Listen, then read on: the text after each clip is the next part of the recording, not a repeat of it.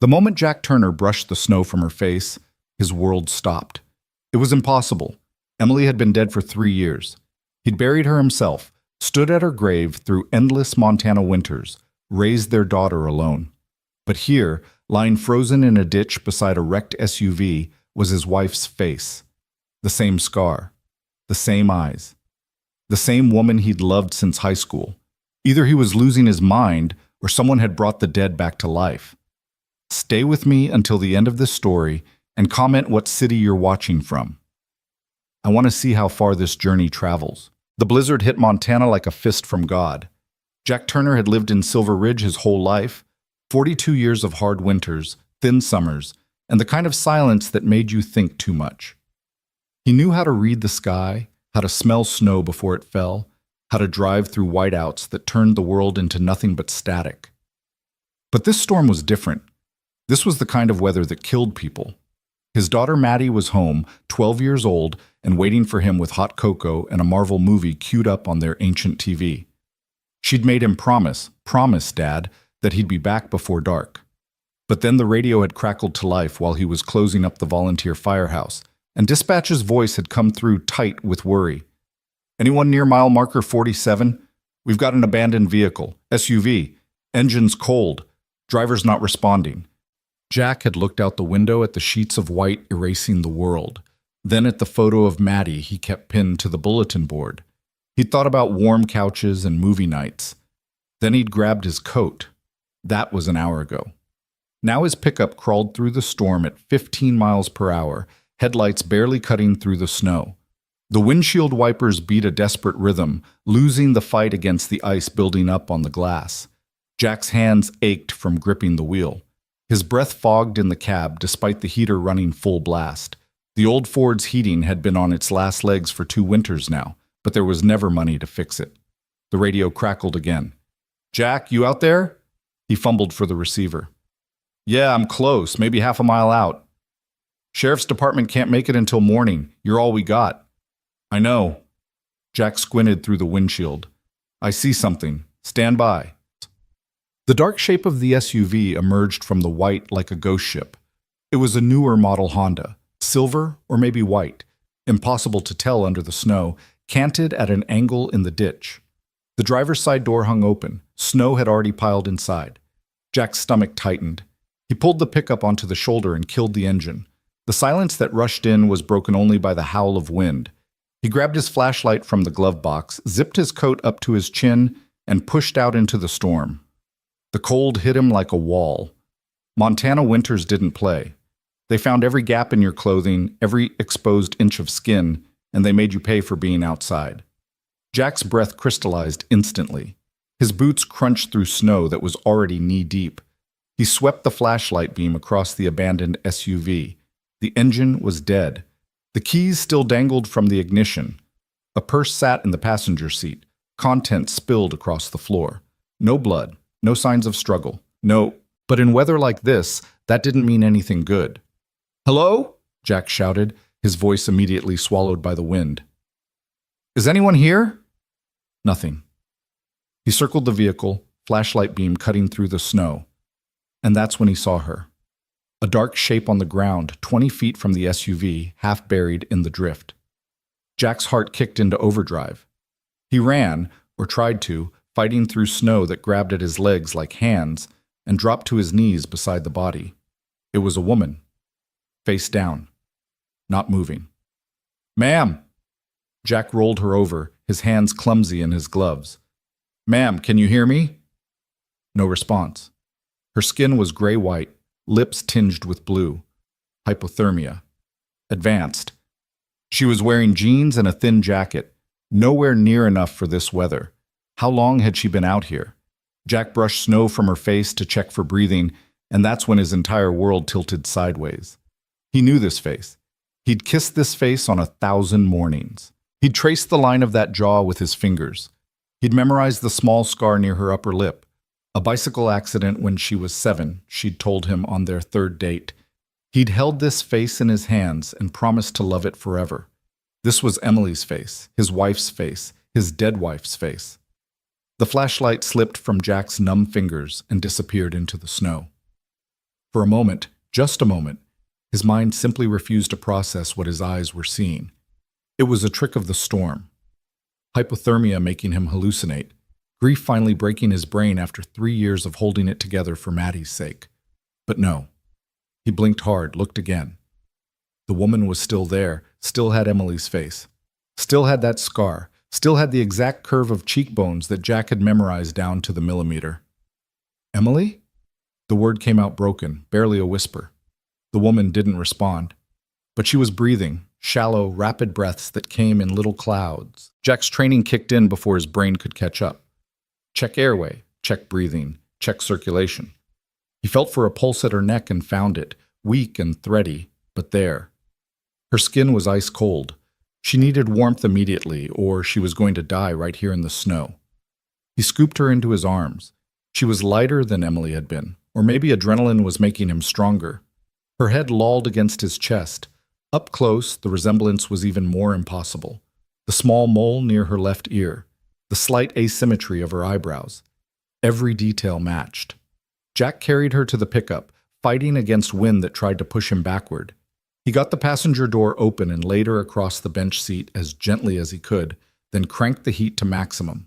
His hands were shaking so badly he could barely turn the key. The engine roared to life. Warm air, relatively warm anyway, began to flow from the vents.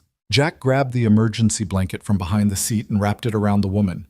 Then he just sat there for a moment, staring at her face in the dim glow of the dashboard lights, his mind racing in circles. This wasn't possible. Emily was dead. He'd been to the funeral. He'd given the eulogy while Maddie sobbed in the front row. He'd picked out the casket, chosen the flowers, signed papers that made it official.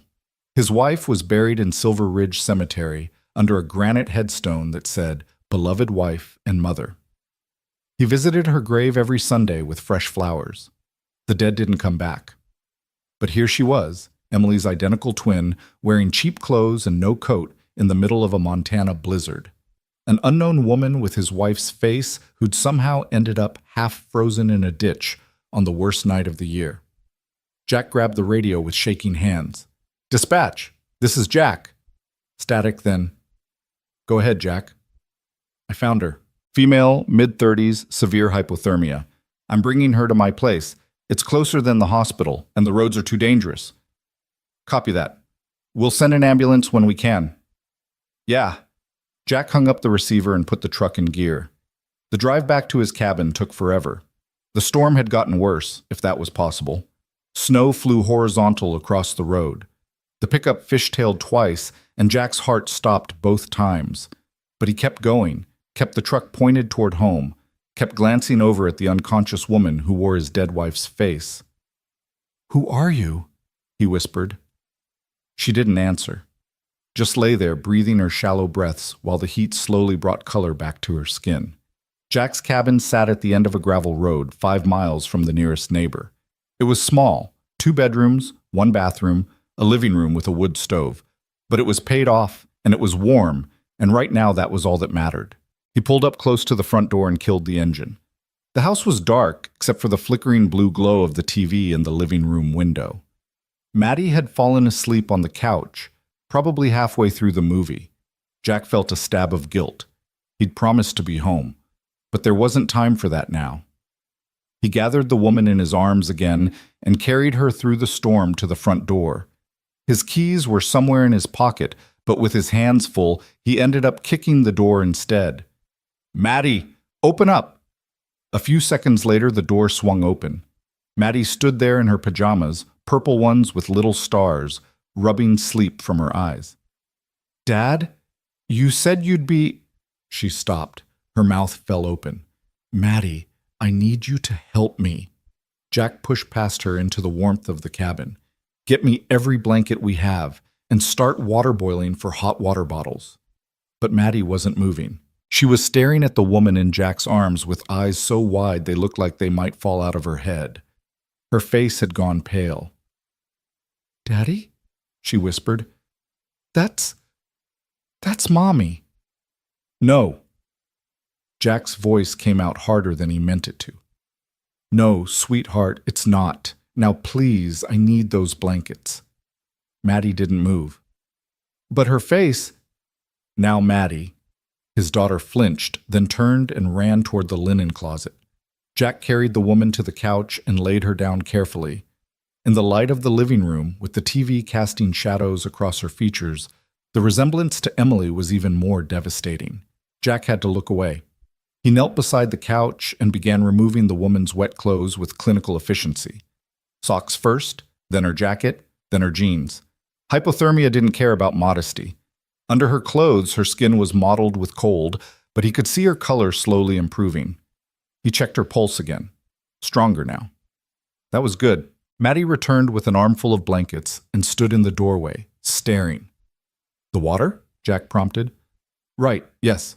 She disappeared into the kitchen. Jack piled blankets over the woman, tucking them around her carefully. Then he sat back on his heels and finally let himself really look at her face. It wasn't just similar to Emily, it was exact. The tiny scar near her lip, the way her hair fell across her forehead, the shape of her nose.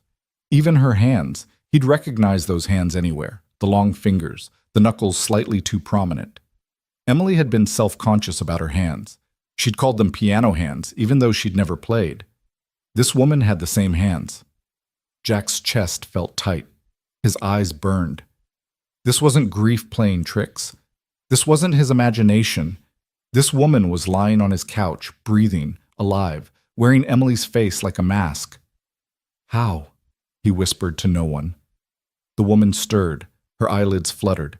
Jack leaned forward, heart hammering. "Hey," he said softly.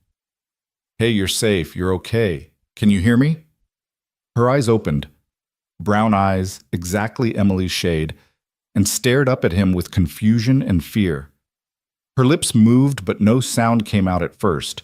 Then, in a voice that made every hair on Jack's body stand up, Where am I?" It was Emily's voice. The same cadence, the same slight rasp, the same everything. Jack couldn't breathe. "You're in my home. I found you in the snow. You almost died. What's your name?" The woman blinked slowly. Her gaze drifted around the room, taking in the wood stove, the family photos on the mantel, the Christmas decorations Maddie hadn't let him take down yet, even though it was late January. When her eyes found Maddie standing in the kitchen doorway, she flinched. She swallowed hard. "My name is Claire." "Claire." Jack tested the name. It felt wrong in his mouth. "Claire what?" I don't remember." Her breathing was speeding up. Panic. "Where am I? What happened?" "You're in Silver Ridge, Montana. I'm Jack Turner. I'm a volunteer firefighter. You were in a car accident and—" "No." Claire tried to sit up, and Jack gently pushed her back down. "No, not an accident. Someone was following me, a dark car. They ran me off the road." Jack exchanged a glance with Maddie. "Who was following you?" "I don't know." Claire's hands came up to her face, trembling. "I don't know. I can't remember." Her voice cracked. "Why can't I remember?" "It's okay. You're safe now. The hospital," Claire interrupted. Her eyes had gone distant, like she was seeing something far away. "I was in a hospital, white walls, people in masks. They were doing something to me. I had to get out. I had to run." Jack's skin prickled. "What hospital?" I don't know." Claire's voice rose toward hysteria. "I woke up there and I didn't know how I got there, and they were... Okay. Shh." Jack caught her hands in his, trying to ground her. "You're safe now. Whatever happened, you're safe here. I promise." Claire's eyes locked onto his, and for a moment Jack forgot how to breathe. Those were Emily's eyes looking back at him, filled with terror and confusion and something else he couldn't name. Maddie crept closer, carrying a steaming mug. "I made tea," she said quietly. "Mom always said tea helps everything." Claire turned to look at Maddie, and something strange happened to her face. Her expression went blank, like she was seeing a ghost. "You?" she whispered. "I know you." Maddie froze. "What?" "Your face. I've seen your face." Claire's breathing was coming faster now. "In my dreams, or memories. I don't know. You were smaller, you were crying. There was There was a car crash, glass everywhere. Someone was screaming. Jack felt like he'd been punched in the gut. That was Emily's death, the accident that had killed her 3 years ago. He'd told Maddie about it, how Emily had been driving home from visiting her sister, how a drunk driver had crossed the center line, how she'd died before the ambulance arrived.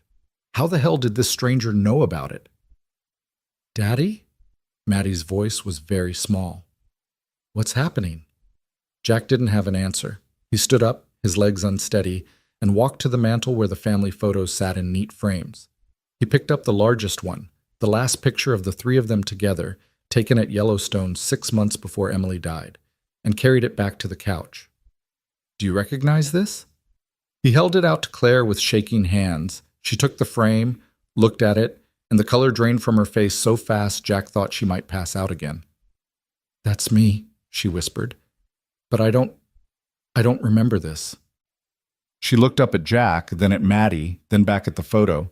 Her fingers traced the glass over Emily's smiling face. "This is me. But I've never met you. I've never been here. How is this me?" The mug fell from Maddie's hands and shattered on the floor. Hot tea splashed everywhere, but nobody moved to clean it up. Jack's mind was spinning. This was insane. This was impossible. People didn't just show up wearing other people's faces. This wasn't a movie. This wasn't... Headlights swept across the living room window. Jack's head snapped up. Through the storm, he could see a vehicle pulling up to the cabin. Not the ambulance. That was still at least an hour away. This was a dark sedan, unmarked, moving slow and careful through the snow. "Did you call someone else?" Maddie asked. "No." Jack moved to the window and looked out. 2 men were getting out of the sedan, both wearing black parkas, no uniforms, no emergency lights. They were looking at his pickup truck, then at the cabin, talking to each other in the storm. Claire made a sound behind him, half gasp, half sob. "They found me!" Jack turned. Claire had gone sheet white, the photo frame clutched to her chest. "What?" "The car, the dark sedan." Her voice was shaking. "That's them. That's the car that ran me off the road." One of the men started walking toward the cabin. The other went back to the sedan and opened the trunk. Jack's blood went cold. Every instinct he'd honed over 20 years of emergency response was screaming at him. Something was very, very wrong here. "Maddie, go to your room, now." "But Dad, now." His daughter ran. Jack heard her bedroom door slam.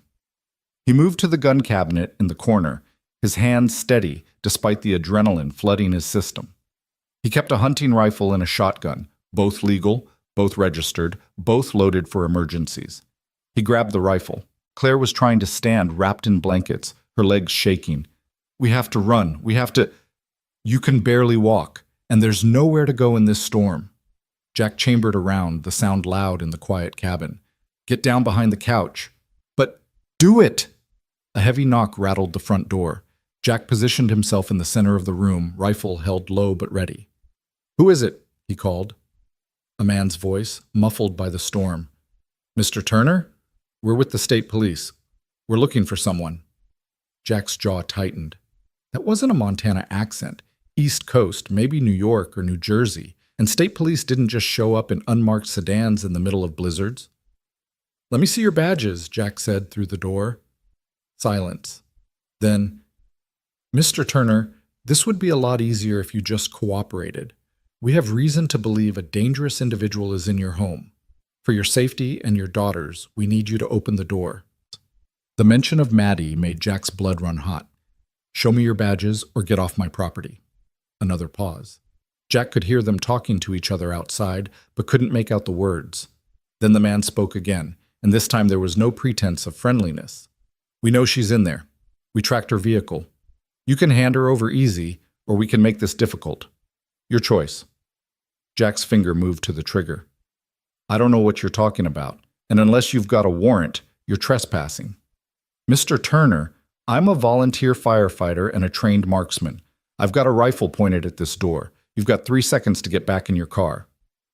The silence stretched out. Jack could hear his own heartbeat, could feel the weight of the rifle in his hands, could sense Claire hiding behind the couch, could imagine Maddie terrified in her bedroom. Then came the crash of breaking glass. The living room window exploded inward. Jack spun, bringing the rifle up, but one of the men was already halfway through, gun drawn. Jack fired without thinking. The shot went high, punching through the wall, and the man dove to the floor. The front door burst open. The second man charged in, and Jack swung the rifle toward him. For one frozen moment, Jack stared down the barrel at a stranger's face, at the gun pointed back at him, at the choice between pulling the trigger and watching Maddie grow up without a father. Then Claire moved. She erupted from behind the couch with a scream, still wrapped in blankets, and threw herself at the man by the door. It was a desperate, graceless attack, all momentum and no technique, but it caught him by surprise. He stumbled backward, and his gun went off with a deafening boom that blew a chunk out of the ceiling. Jack didn't hesitate. He lunged forward and drove the rifle stock into the first man's face. Bone crunched. The man went down hard. The second man was trying to push Claire off him, trying to bring his gun to bear. Jack dropped the rifle and grabbed the nearest thing, a cast-iron skillet Maddie had left on the stove, and swung it like a baseball bat. It connected with the man's shoulder with a wet thud. He howled and dropped the gun. "Claire, get back!" Jack yelled. She rolled away. Jack swung the skillet again, and this time he didn't miss. The man crumpled. For a moment, the cabin was silent except for Jack's ragged breathing and the whistle of wind through the broken window. Snow was already starting to pile on the floor. One man was unconscious. The other was groaning, clutching his face. Jack picked up both guns, his hands shaking now that the adrenaline was fading. He looked at Claire, who was sitting on the floor wrapped in blankets, staring at the unconscious men with wide eyes. "Are you hurt?" he asked. She shook her head mutely. "Maddie," Jack called. "Are you okay?" His daughter's door opened a crack. "Dad?" "Stay in your room, sweetheart. Everything's fine." It was a lie. Nothing was fine. Two armed men had just tried to break into his home to kidnap a woman who looked exactly like his dead wife. Jack's mind was racing, trying to put pieces together that didn't fit. He grabbed his phone and dialed 911. It took 3 tries. His fingers kept missing the buttons, but finally it connected. 911, what's your emergency? "This is Jack Turner, 247 Pine Ridge Road. I've got 2 intruders armed. I've subdued them, but I need sheriff's deputies here now." "Are you or anyone else injured?" "No, but—" Jack looked at Claire, at the men on his floor, at the shattered window. "These men claim to be state police. They're not. They tried to kidnap someone." The dispatcher's voice sharpened. "Deputies are en route. ETA 20 minutes. Do you have the intruders secured?" "Yeah." Jack grabbed duct tape from his utility drawer and began binding the men's hands. The conscious one tried to fight, and Jack pressed a knee into his back. "Stay down, or I'll make you stay down." The man spat blood. "You have no idea what you're doing. That woman is government property. You're interfering with—" "Shut up." Jack taped his mouth for good measure. "Government property?" Claire's voice was small. "What does that mean?" Jack didn't answer. He finished securing both men, checked them for additional weapons, found 2 knives and a phone, then turned to Claire. She looked like she might shatter. The blankets had fallen away, leaving her in just her underwear and one of Jack's t-shirts that someone must have put on her while she was unconscious. Her skin was still pale. Her eyes were huge. "They're going to kill me," she whispered. "Aren't they?" "No." Jack said it with more confidence than he felt. "No, I won't let that happen." "You don't understand. You don't know what they did." Her voice broke. "I remember pieces. A facility. Underground, maybe. White rooms, people in surgical masks. They were changing me, fixing me. I don't know. I was someone else before. I know I was. But I can't remember who." Jack's chest felt tight. "Do you remember the name Emily?" Claire looked at him, really looked at him, searching his face like she was trying to find something lost. "No, I'm sorry. I don't remember anything before waking up in that place. Just flashes. A little girl crying, a car crash, someone holding my hand. But it's like remembering a dream. I can't tell what's real." The sound of sirens cut through the storm. Red and blue lights flickered through the broken window. Jack stood and went to open the door. The real police this time, he hoped. Sheriff Marcus Wade came in, stamping snow off his boots, 2 deputies behind him. Marcus had been sheriff for 15 years, had known Jack since he was a kid. His face was grim. "Hell of a night, Jack. You all right?" "Been better." Jack gestured at the 2 men on the floor. "These guys broke in trying to kidnap her." He nodded toward Claire, who'd pulled the blankets back around herself. Marcus's eyebrows went up. He looked at Claire for a long moment, and Jack saw recognition flicker across his face. Marcus had been at Emily's funeral, too. "Jesus, Jack, that's not Emily," Jack said quickly. "Her name is Claire, and I don't know what's going on, but those men said she was government property." Marcus knelt beside one of the unconscious men and pulled out his wallet. Federal ID. He looked at his deputies. "Get these guys secured in the squad car and call the state police, the real ones. We're going to need backup."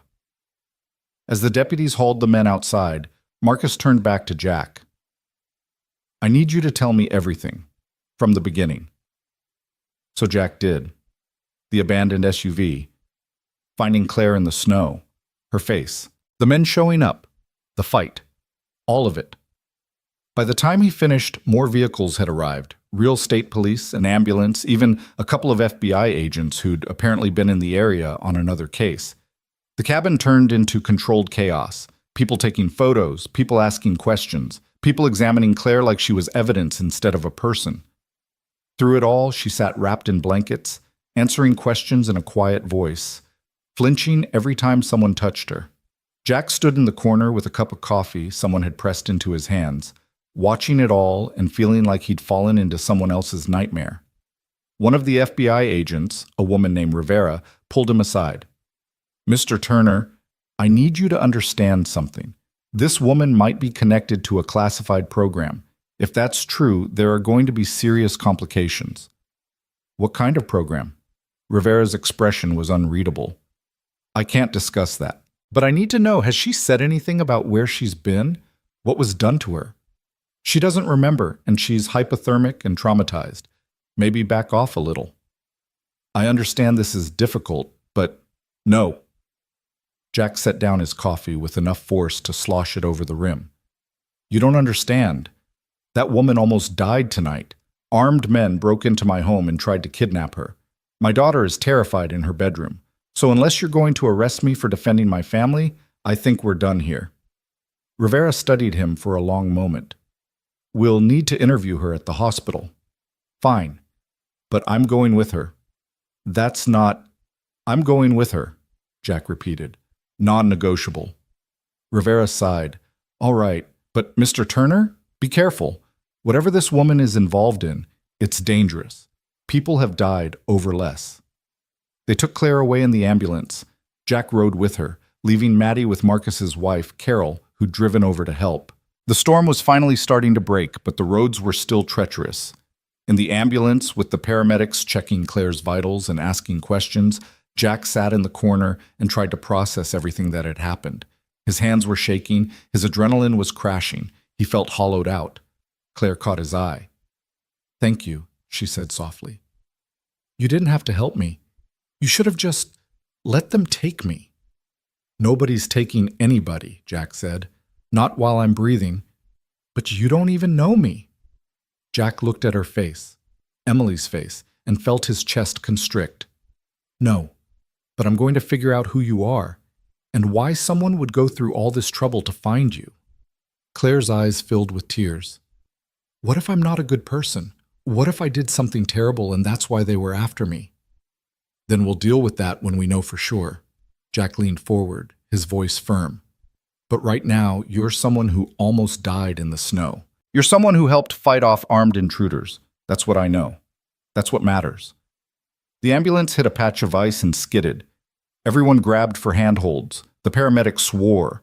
But they stayed on the road, kept moving forward through the storm toward the hospital, and whatever answers waited there. Jack looked out the window at the endless white landscape and thought about his wife. About Emily, who'd died 3 years ago. About the woman sitting across from him wearing Emily's face. About the men who'd called her government property. About the pieces of a puzzle that made no sense. And he thought, This isn't over. This is just beginning. The storm had passed, but Jack had a feeling that a much darker tempest was on its way. The fluorescent lights of Silver Ridge Memorial Hospital buzzed like dying insects, casting everything in a sterile white glow that made Jack's eyes ache. He'd been sitting in the same plastic chair outside Claire's room for 3 hours now, watching doctors and nurses and federal agents parade in and out, each one wearing the same carefully neutral expression that told him exactly nothing. His coffee had gone cold an hour ago. He couldn't remember the last time he'd eaten. His ribs hurt where one of the intruders had caught him with an elbow during the fight, and there was a cut on his hand that he didn't remember getting. But he stayed in that chair because leaving felt like abandoning Claire to whatever governmental machinery was grinding into motion around her. Agent Rivera appeared at the end of the hallway, walking with another agent Jack hadn't seen before, a tall man with silver hair and a face like carved granite. They stopped at the nurse's station, heads bent together in conversation. The man glanced toward Claire's room, then at Jack. His expression didn't change, but something in his eyes made Jack's skin prickle. "Mr. Turner." Rivera approached alone. "This is taking longer than expected. You should go home. Get some rest. We'll call you when—" "I'm not leaving. Your daughter needs you." "My daughter is with Sheriff Wade's wife, probably asleep by now, and she knows I'm here." Jack met Rivera's eyes. "I'm not leaving Claire alone with people who might hand her back to whoever tried to kidnap her." Rivera's jaw tightened. "We're the FBI, Mr. Turner. We're the good guys. The men who broke into my house had federal IDs, too." Jack stood, his knees popping. He was too old for this kind of night. "So forgive me if I'm not feeling particularly trusting right now." The older agent drifted closer, hands in his pockets. Up close, Jack could see the man was probably in his 60s, with the kind of weathered competence that came from decades of field work. His ID badge said his name was Marcus Chen, Senior Investigator. "Mr. Turner, I understand your concern, but you need to understand the situation you've walked into." Chen's voice was quiet, reasonable. "The woman in that room is connected to a classified program that was shut down 2 years ago, a program that some very powerful people would prefer stayed buried." Jack's stomach dropped. "What kind of program?" Chen and Rivera exchanged glances. Rivera shook her head slightly, but Chen continued anyway. "The kind that involved experimental medical procedures, identity reconstruction, witness protection taken to an extreme. And before you ask, yes, it was illegal. That's why it was shut down." Identity reconstruction. Jack's mind raced. "You mean they took someone and— what? Changed them? Made them look like someone else?" "More than that. They attempted to rewrite entire personalities, create completely new identities from scratch. The theory was that you could take someone in extreme danger, a witness to organized crime, an intelligence asset who'd been compromised, and give them a new life so complete that they'd actually become that new person." Jack felt like the floor had dropped out from under him. "You're saying Claire isn't real. She's someone else wearing a new face." "We're saying she might be. The program used advanced facial reconstruction, but the psychological component never worked properly. Patients either rejected the new identity entirely or developed severe dissociative disorders. Most of them ended up in psychiatric facilities. Some disappeared." Chen paused. "Some died." "And Emily?" Jack's voice came out rough. "My wife. Claire has her face. Exactly her face. How is that possible unless—" He couldn't finish the sentence. Couldn't voice the thought that had been growing in his mind since he'd pulled Claire from the snow. Rivera answered for him. "Unless your wife was involved in the program somehow, as a template perhaps. We're looking into it, but her records are sealed. Whatever connection exists, someone went to a lot of trouble to hide it." Jack's hands were shaking. He clenched them into fists. "I want to see her. Now. The doctors are still— I don't care what the doctors are doing. I want to see Claire. Or do I need to call a lawyer?" Chen held up a hand. "Let him in, Rivera. He's earned that much." Rivera looked like she wanted to argue, but she stepped aside. Jack pushed past her and into Claire's room. The space was small and dim, lit only by the glow of medical monitors. Claire lay in the hospital bed, IV lines running into her arm, her face turned toward the window. She looked impossibly small and vulnerable in the oversized hospital gown. Her dark hair spread across the pillow. Emily had looked like that once, Jack remembered, after Maddie was born, exhausted but radiant, holding their daughter for the first time. The memory hurt like a knife between his ribs. Claire's eyes opened when she heard him enter. "Jack," her voice was hoarse. "They told me you were still here." "Where else would I be?" He pulled a chair close to the bed and sat. "How are you feeling?" "Like I got hit by a truck." "Which I guess I kind of did." She tried to smile, but it came out wrong. "The doctors say I'm lucky. Hypothermia could have killed me. You saved my life." "Those men would have killed you if they'd gotten you back to wherever they came from." Claire's smile faded. "The agents told me about the program, about what they think was done to me." Her hands twisted in the blanket. "They showed me a file. Said my fingerprints matched someone named Sarah Mitchell, a woman who disappeared 2 years ago from a federal witness protection facility in Maryland." Jack leaned forward. "Jack, do you remember being Sarah?" "No, nothing. It's like my life started 3 months ago when I woke up in that facility." Her voice cracked. "They kept me in a white room, fed me through a slot in the door. Once a day, someone would come take blood samples. They never spoke to me, just observed me, like I was an experiment." "How did you escape?" "There was a fire. Or maybe an explosion. I'm not sure. Alarms started going off and people were running. My door wasn't locked for once, so I ran too." She closed her eyes. "I stole clothes from a locker room, found a car with keys in it, just drove until the gas ran out, then stole another car. I didn't know where I was going, just away." "And you ended up in Montana." "I was driving through the storm when that sedan appeared in my rearview mirror. They tried to run me off the road multiple times before they finally succeeded. I remember the SUV sliding, the world spinning, and then snow. Cold. I thought I was going to die out there." Her eyes found his. "And then you found me." Jack wanted to reach for her hand but stopped himself. Every instinct in his body was screaming that this was Emily, that his wife had somehow come back to him. But that was impossible. Emily was dead. This was a stranger who'd been surgically altered to look like her, some woman named Sarah who'd gotten caught up in something horrific. Except the way Claire looked at him felt familiar. The small gestures, how she tucked her hair behind her ear, how she worried her bottom lip when she was thinking. Those were Emily's habits, movements so ingrained that Jack had memorized them over 15 years of marriage. "The agents said you saw a photo," Claire continued quietly, "of your wife, of Emily. They said I look exactly like her." "You do?" "That must be... I can't imagine how hard this is for you." Jack laughed, but it came out bitter. "Hard doesn't cover it. I buried my wife 3 years ago. Spent 3 years learning how to live without her, raising our daughter alone, trying to figure out who I am without her. And now you show up wearing her face, and I don't know what to feel." "I'm sorry." "Don't." Jack's voice was sharper than he meant. "Don't apologize for something that's not your fault. You didn't choose this." Silence settled over the room. Outside, Jack could hear the muffled sounds of the hospital, distant conversations, the squeak of shoes on linoleum, the constant beep of monitors. Normal sounds for a deeply abnormal situation. Claire spoke first. "When I saw that photo, the one of your family, something happened, like a door opening in my mind." She pressed her palm against her forehead. "I keep seeing flashes, a little girl with pigtails, a house with blue shutters, someone singing 'You Are My Sunshine' in the kitchen.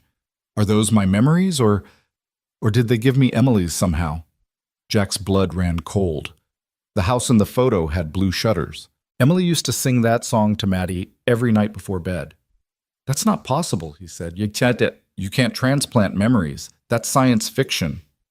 "So is surgically reconstructing someone's face to match a dead woman's. So is whatever they did to make me forget who I was before." Claire's voice rose slightly, touched with hysteria. "I don't know what's real anymore. I look in a mirror and I don't recognize myself. I close my eyes and I see pieces of a life I don't remember living. Am I Sarah Mitchell? Am I some kind of copy of Emily Turner? Or am I just Claire, whoever the hell that is?" The door opened. A doctor entered, Dr. Sarah Patel, according to her name tag, followed by Agent Rivera.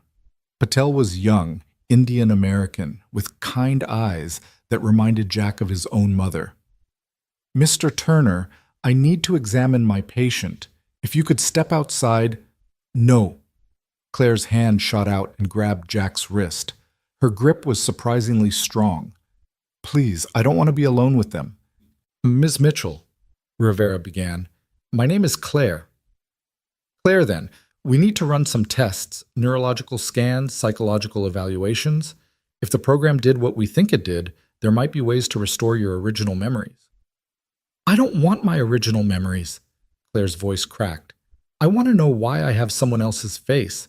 I want to know why people are trying to kill me. I want to know why I keep seeing that little girl in my head and feeling like my heart is breaking." She was crying now, tears streaming down Emily's face, and Jack couldn't take it anymore. He put his arms around her gently, carefully, like she might shatter, and let her sob against his shoulder. She felt small and fragile and terrified, and he understood that feeling completely. "It's okay," he murmured. "You're safe. I promise you're safe." Rivera and Patel exchanged glances. Finally, Rivera nodded. "We'll give you a few minutes, but Mr. Turner, you need to understand, Claire can't leave this hospital until we understand what was done to her and who's still looking for her own protection." "Protection," Claire choked out. "Like the protection that kept me locked in a room for 3 months?" Rivera's expression tightened, but she didn't answer. She and Patel left, closing the door quietly behind them. Jack held Claire until her crying subsided into hiccups and shaky breaths. When she finally pulled back, her eyes were red and swollen. Mascara. When had someone put mascara on her, smeared across her cheeks? She looked devastated. She looked like Emily had looked the day her father died, when grief had carved her open and left her raw. "I'm sorry," she whispered. "You don't even know me. I shouldn't—" "Stop apologizing." Jack handed her a tissue from the bedside table. "You've been through hell. You're allowed to fall apart." "I don't want to fall apart. I want to understand." She wiped her eyes, smearing the mascara worse. "Jack, that photo, the one of your family. When I looked at it, I didn't just see strangers. I felt something. Love. Loss. Like my heart recognized them even though my brain didn't. How is that possible if I'm not her?" Jack had been avoiding this question, but he couldn't anymore. The agent said the program might have used Emily as a template. Maybe they didn't just copy her face. Maybe they copied other things too. Memories, emotions. I don't know. But why? Why would they use your dead wife's face for whatever they did to me? I don't know that either, but I'm going to find out. Jack stood, his decision made. I'm going to call some people, friends from the fire department who have connections. We're going to figure out what happened to Emily and what they did to you and how it's all connected. You don't have to do this. Yes, I do. Jack met her eyes, Emily's eyes, and felt that familiar ache in his chest.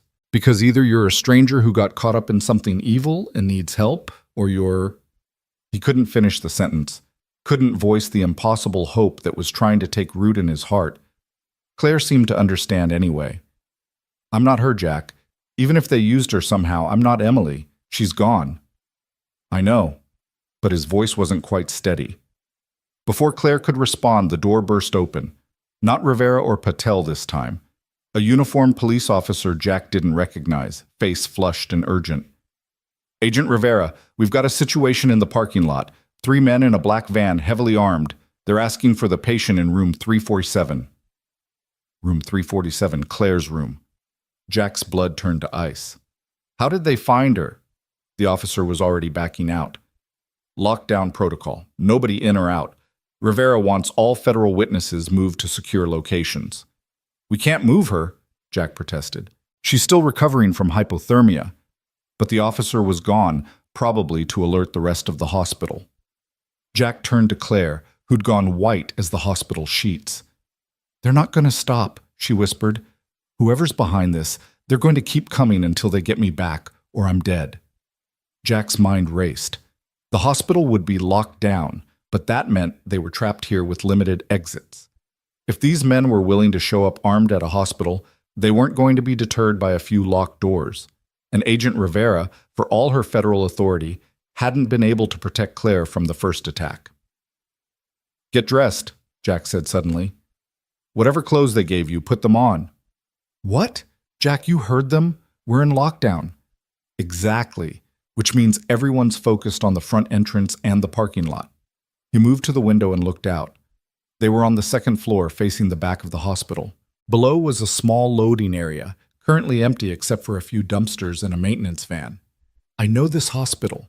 I've been here 100 times for emergency calls. There's a service elevator that goes down to the loading dock. If we can get to it before they lock down the entire building, you want to sneak me out of a hospital in the middle of a federal investigation?" Claire stared at him like he'd lost his mind. "Jack, that's insane. They'll arrest you." "Only if they catch us." He grabbed her clothes from the small closet, jeans and a sweatshirt someone had donated, still stiff and new. "And I'd rather risk arrest than trust the same people who might have been involved in what happened to you in the first place." "You don't know that the FBI—" "I don't know anything. That's the problem." Jack tossed her the clothes. "But I know my daughter is at home with a broken window and 2 unconscious kidnappers' blood still on my living room floor. I know armed men are outside this hospital right now. And I know that every official channel we've tried has led to more questions and more danger. So right now I'm trusting my gut. And my gut says we need to get you somewhere safe before someone decides you're too much trouble to protect." Claire looked at him for a long moment. Then, decision made, she started pulling off her hospital gown. "Turn around." Jack turned to face the door, his heart hammering. This was crazy. This was potentially illegal. This could ruin his life, cost him his relationship with Maddie, land him in federal prison. But the alternative was leaving Claire, Emily's face, Emily's voice, Emily's hands, in the hands of people who'd already failed to protect her once. "Okay," Claire said behind him. "I'm dressed." Jack turned. The clothes were too big on her, hanging loose, but she looked more like a person and less like a patient.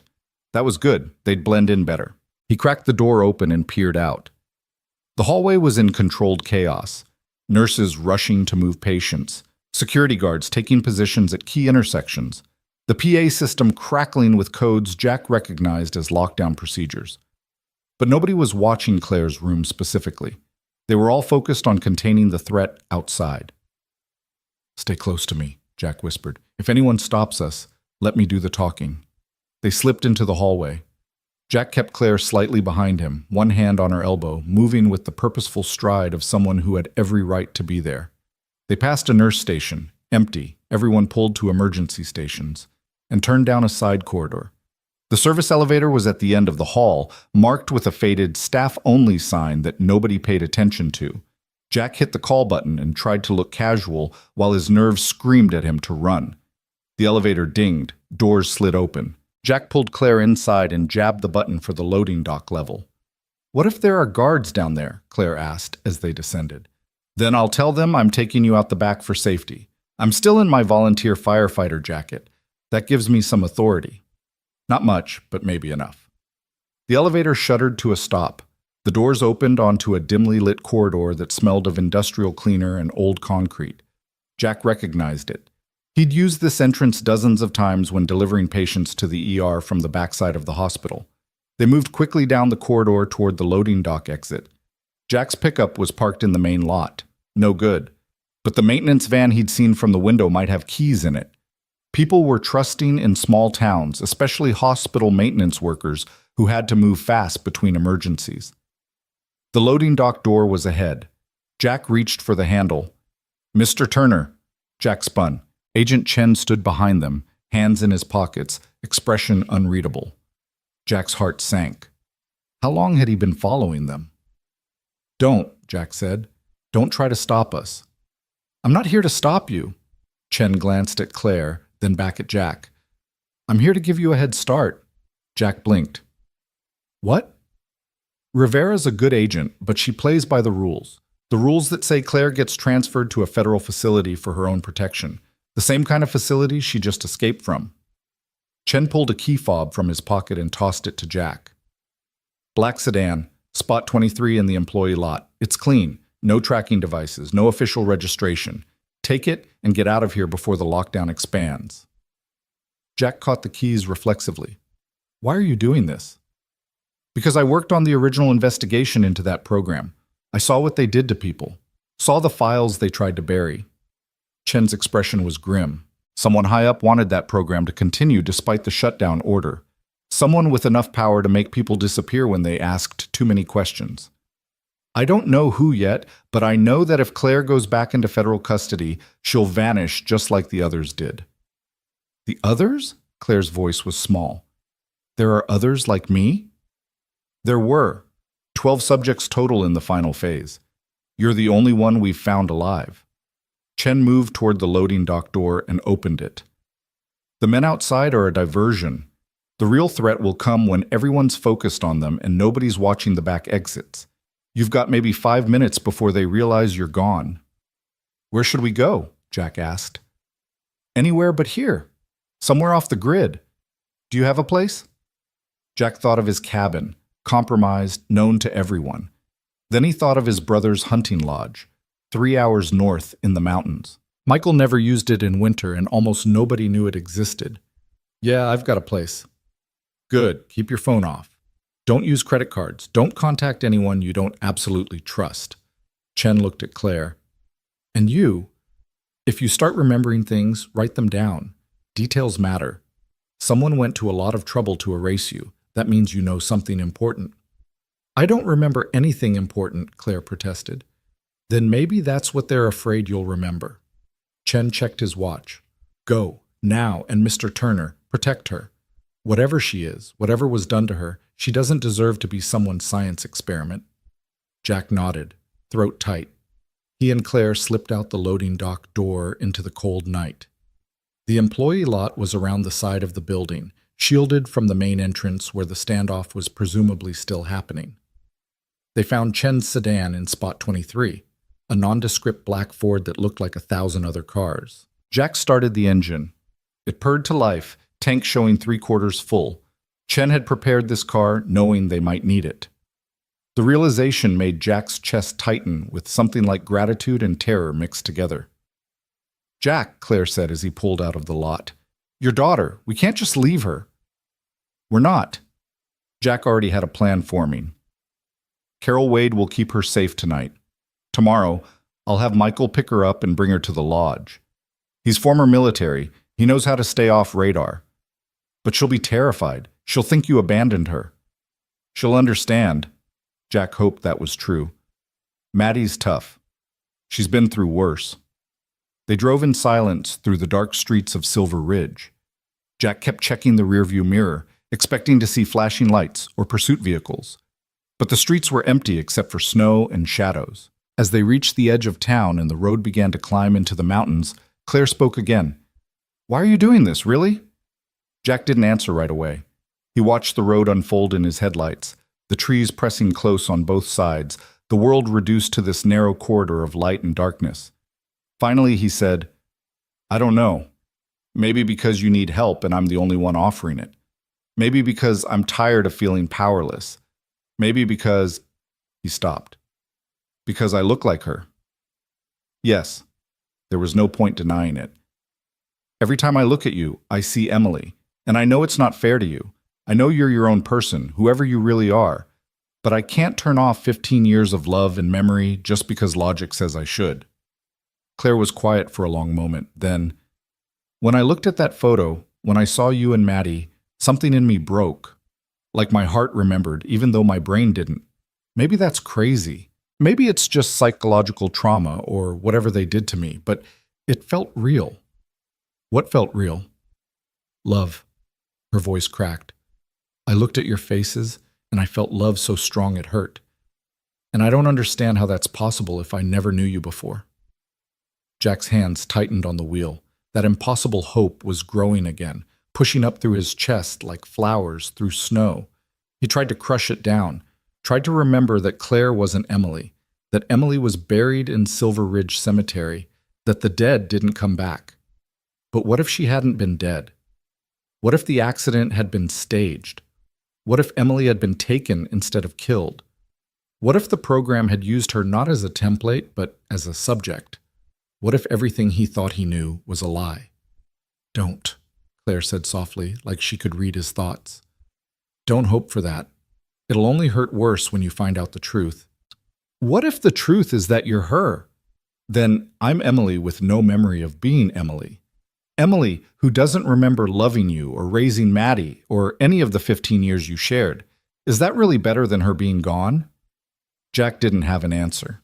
They drove on into the mountains, into the darkness, into a future that felt as uncertain and treacherous as the ice beneath their tires. Behind them, Silver Ridge disappeared into the night. Ahead, the road climbed higher, toward the lodge and temporary safety and all the impossible questions that waited there. And in the passenger seat, Claire leaned her head against the window and watched the stars appear between the trees, wearing Emily Turner's face like a mask she couldn't remove, carrying memories that might not be hers, running from people who wanted to erase her again. The night stretched out before them, full of danger and possibility, and the terrible weight of hope that refused to die. The lodge emerged from the darkness like something out of a half-remembered dream, its rough timber walls barely visible against the forest that pressed in on all sides. Jack killed the headlights before they reached the final turn, navigating the last quarter mile by moonlight alone. The road, barely more than 2 ruts carved through the trees, hadn't been plowed in months, and the sedan's undercarriage scraped against frozen snow with sounds that made him wince.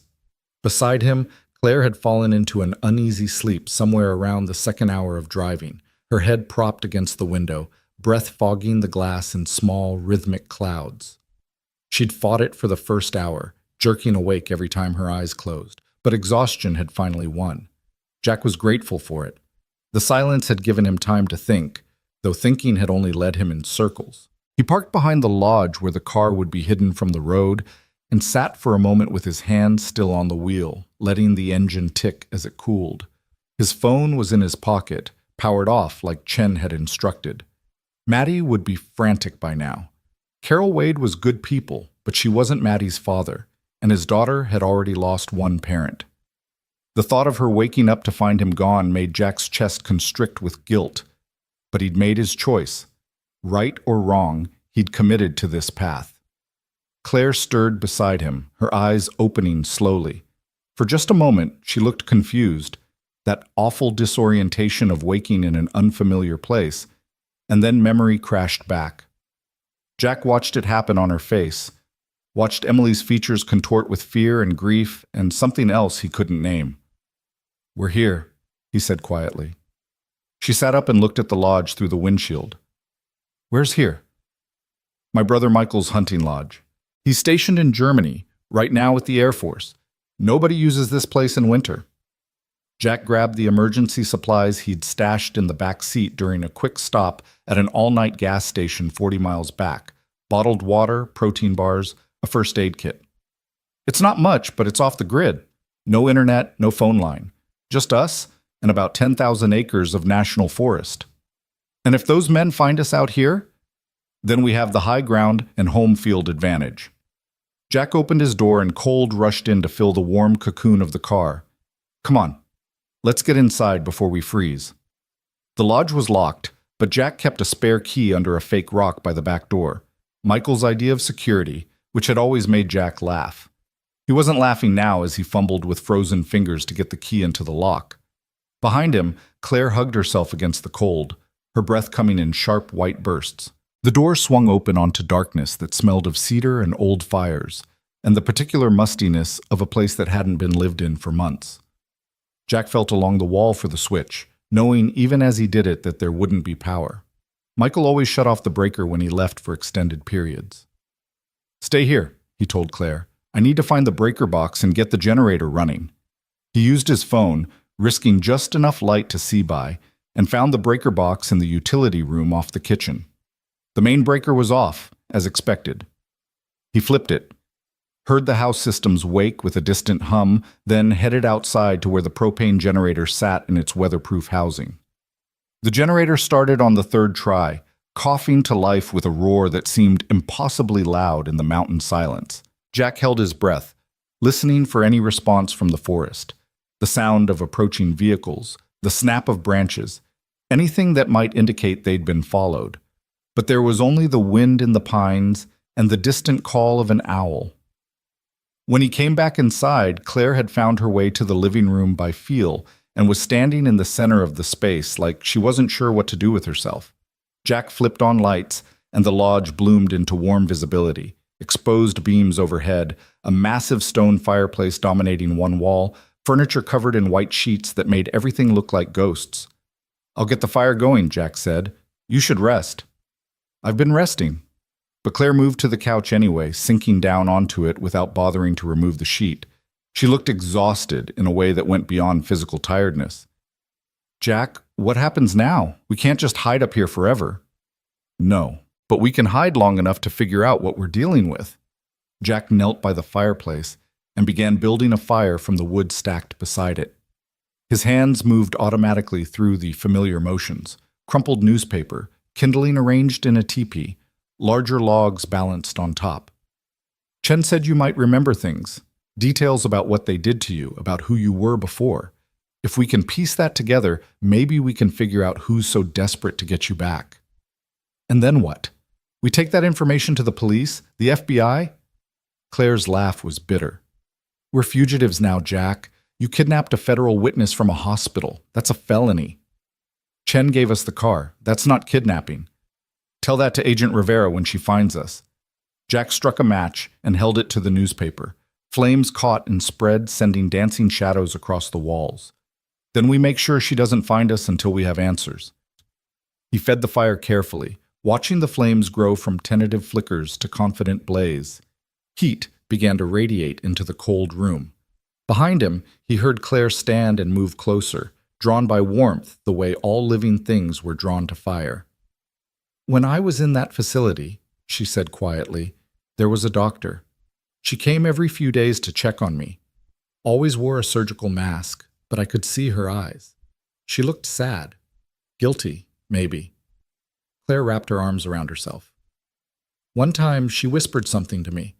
I didn't understand it then, but I've been thinking about it during the drive. She said, 'I'm sorry about your daughter.'" Jack's hands stilled on the log he was placing. "Your daughter." "I don't have a daughter. At least Sarah Mitchell didn't, according to the file they showed me. So why would she say that?" Claire's voice cracked. "Unless Sarah Mitchell did have a daughter and they erased that from the records. Or unless—" She didn't finish, but Jack heard the unspoken possibility hanging in the air between them. Unless the woman they'd turned into Claire had been someone's mother. Unless Emily. "No," Jack said, more to himself than to her. "Emily didn't have secrets. We told each other everything." "Did you?" Claire moved to stand beside him, close enough that he could feel her presence like heat. "Did she tell you about the night terrors she started having 6 months before she died? About the strange calls she got that made her go pale and leave the room? About the bank account she opened that you didn't know about?" Jack's blood turned to ice. He stood slowly, turning to face her. "How do you know about any of that?" Claire's eyes were wide, frightened of her own words. "I don't know. It came to me, like remembering something I'd forgotten." She pressed her hands to her temples. "God, what's happening to me? Whose memories are these?" Jack wanted to grab her, to shake answers loose that she didn't have. Instead, he forced himself to breathe, to think past the roaring in his ears. Emily did have night terrors. For months before she died. She said they were just stress from work. She said it was her sister having marriage problems. "Did you ever confirm that with her sister?" "No, Jack's voice failed him. "After Emily died, I couldn't bear to talk to her family. The grief was too much. And then time passed and it seemed pointless to dredge it all up." "And the bank account?" Jack didn't want to answer. Admitting it felt like betraying Emily's memory, like opening a door he'd kept locked for 3 years. But Claire was looking at him with Emily's eyes, and he was so tired of carrying secrets alone. "I found evidence of it when I was going through her things after the funeral. Statements from a bank I'd never heard of. There was maybe $5,000 in it." He told himself it was nothing. Maybe Emily saving for a surprise, maybe a safety net she'd wanted to keep separate. "I never followed up on it. What did it matter? She was gone." "It matters now." Claire moved to the window and looked out at the darkness. "Someone made me into a copy of your wife. They gave me her face. Maybe her memories. Why would they do that unless Emily was part of this somehow? The question Jack had been avoiding crystallized in his mind with terrible clarity. The accident, the one that killed her. What if it wasn't an accident? Claire turned from the window. What do you mean? The official report said a drunk driver crossed the center line and hit her head on. He died too, so there was nobody to question. But Emily was a careful driver, paranoid about safety after her brother died in a car crash when she was a kid. And the road where it happened, I've driven it 1,000 times. It's straight, well lit, not the kind of place where accidents just happen. You think someone ran her off the road, deliberately? I think maybe Emily knew something, or saw something, or was involved in something that got her killed. Jack's hands clenched into fists. And I think whoever killed her decided they weren't done with her, so they found someone else, Sarah Mitchell, and they made her into Emily, made her into you. Claire's face had gone pale. But why? If they wanted Emily dead, why recreate her? I don't know, but we're going to find out. Jack pulled out his phone, stared at it for a long moment, then powered it on despite Chen's warning. What are you doing? Calling the one person who might have answers. He scrolled through his contacts until he found Emily's sister's number. Sarah, not Claire, but Sarah Brennan, married name Walsh. He hadn't spoken to her since the funeral. His thumb hovered over the call button. Jack, if they're monitoring phone calls, then they already know where we are. The car probably has a tracker Chen didn't know about. Our credit cards are flagged. We're not as invisible as we think. He pressed call before he could talk himself out of it. Might as well get some answers while we can. The phone rang 4 times before a sleepy voice answered. Hello? Sarah, it's Jack Turner. Silence. Then, Jack? It's 3 in the morning. What? I need to know about Emily. The months before she died. Was she acting strange, scared? Did she tell you anything about what was bothering her? More silence, longer this time. When Sarah spoke again, her voice was careful. Jack, where is this coming from? It's been 3 years. I know how long it's been. Please, Sarah, this is important. Life and death important. He heard rustling, footsteps, a door closing. Sarah was moving somewhere private. You can't call me like this. You don't understand what you're asking. Jack's heart kicked into overdrive. What do you mean I can't call you? Sarah, what's going on? I signed papers after Emily died. Men came to my house, federal agents, and they made me sign papers saying I wouldn't talk about her, about what she was involved in. Sarah's voice dropped to barely a whisper. They said if I talked, my family would be in danger, so I kept my mouth shut. Went to the funeral, cried, played the grieving sister, and never said a word about what I knew. What did you know? Not over the phone. Jesus, Jack, if they're listening, then it's already too late. Sarah, please, I have someone here who needs your help, someone who... He looked at Claire, at Emily's face, watching him with desperate hope. Someone who looks exactly like Emily. The silence stretched so long Jack thought Sarah had hung up. Then, where are you? Jack told her. He gave her the coordinates of the lodge, told her to come alone, told her not to tell anyone. Sarah agreed in a voice tight with fear and something else. Maybe relief at finally being able to unburden herself. I'll be there by dawn, she said. And Jack? Be careful. The people who took Emily, they don't leave loose ends. The line went dead. Jack stood holding the phone, his heart hammering against his ribs. Claire moved to his side and gently took the phone from his hand, powering it off again. What have we done? She whispered. What we had to. Jack moved back to the fire and added another log. Sarah knows something. Maybe she knows what Emily was involved in. Maybe she knows why someone would want to recreate her. Or maybe she's compromised. Maybe those federal agents who made her sign papers are the same people who are hunting me. Claire sat down hard on the couch. We just gave them our exact location. I know. Jack rubbed his face. He was exhausted, running on adrenaline and coffee and the desperate need to protect this woman who wore his dead wife's face. But we're out of options. We can't run forever. Eventually they'll find us, so we force the issue. We bring the fight to us on our terms. That's insane. Yeah, but it's all we've got. The next hours passed in tense silence. Jack fortified the lodge as best he could, checking doors and windows, moving furniture to create defensive positions, laying out Michael's hunting rifles where they'd be accessible. It felt paranoid and military and completely surreal, like he was preparing for a siege instead of waiting for his dead wife's sister. Claire watched him work with an expression he couldn't read. Finally, she said, "You don't have to do this. Any of this. You could turn me over to Rivera, tell her I forced you to help me escape. You'd probably get off with a warning. You could go back to Maddie and your life." Jack didn't stop checking the rifle's sight. "Is that what you want?" "It doesn't matter what I want. I'm nobody. Just some woman who got caught up in something horrible. But you have a daughter.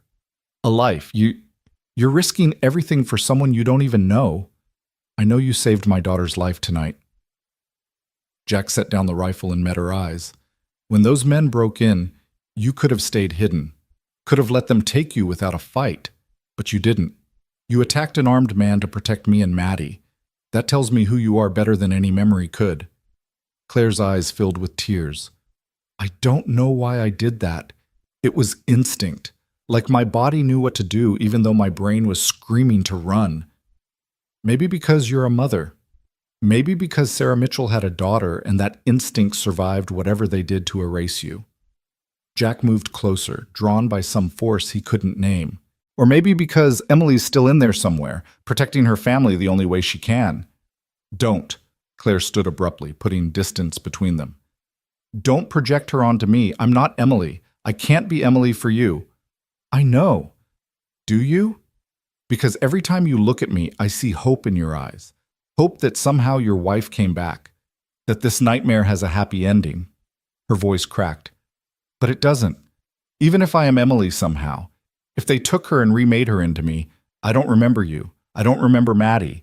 I don't remember 15 years of love and life together. So what difference does it make?" Jack felt like he'd been punched. "It makes all the difference." "Why? Because you're lonely? Because you miss her so much you're willing to pretend a stranger is her?" "Because," Jack's voice failed. He took a breath and tried again. "Because I never got to say goodbye. Because one day she was here and the next day she was gone, and I never got to tell her all the things I should have said. Because I've spent 3 years wondering if she knew how much I loved her, if she died knowing that every single moment with her was the best part of my life." His vision blurred with tears he'd been holding back for 3 years.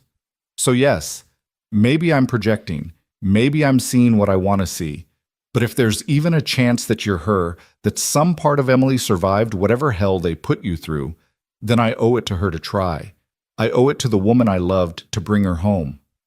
Claire was crying now too, Emily's tears on Emily's face. "And if I'm not her, if I'm just Sarah Mitchell with a stolen face, then I help you anyway, because it's the right thing to do, because you deserve better than what happened to you. Because," Jack stopped, realizing the truth as he spoke it, "because somewhere along the way, in the last 12 hours, I started caring about you. Not Emily, you, whoever you are." The confession hung in the air between them. Outside, the wind picked up, rattling the windows. The fire crackled and popped, and Claire stood frozen, staring at Jack like he'd spoken in a language she didn't understand. Then she crossed the space between them in 3 quick steps and kissed him. It was desperate and messy, and tasted like tears, and Jack's brain short-circuited completely. This was Emily's mouth, Emily's hands clutching his shirt, Emily's body pressed against his. But it wasn't Emily. It was Claire, and she was kissing him like she was drowning, and he was air. Jack pulled back, breathing hard. "Claire, we can't—" "I know."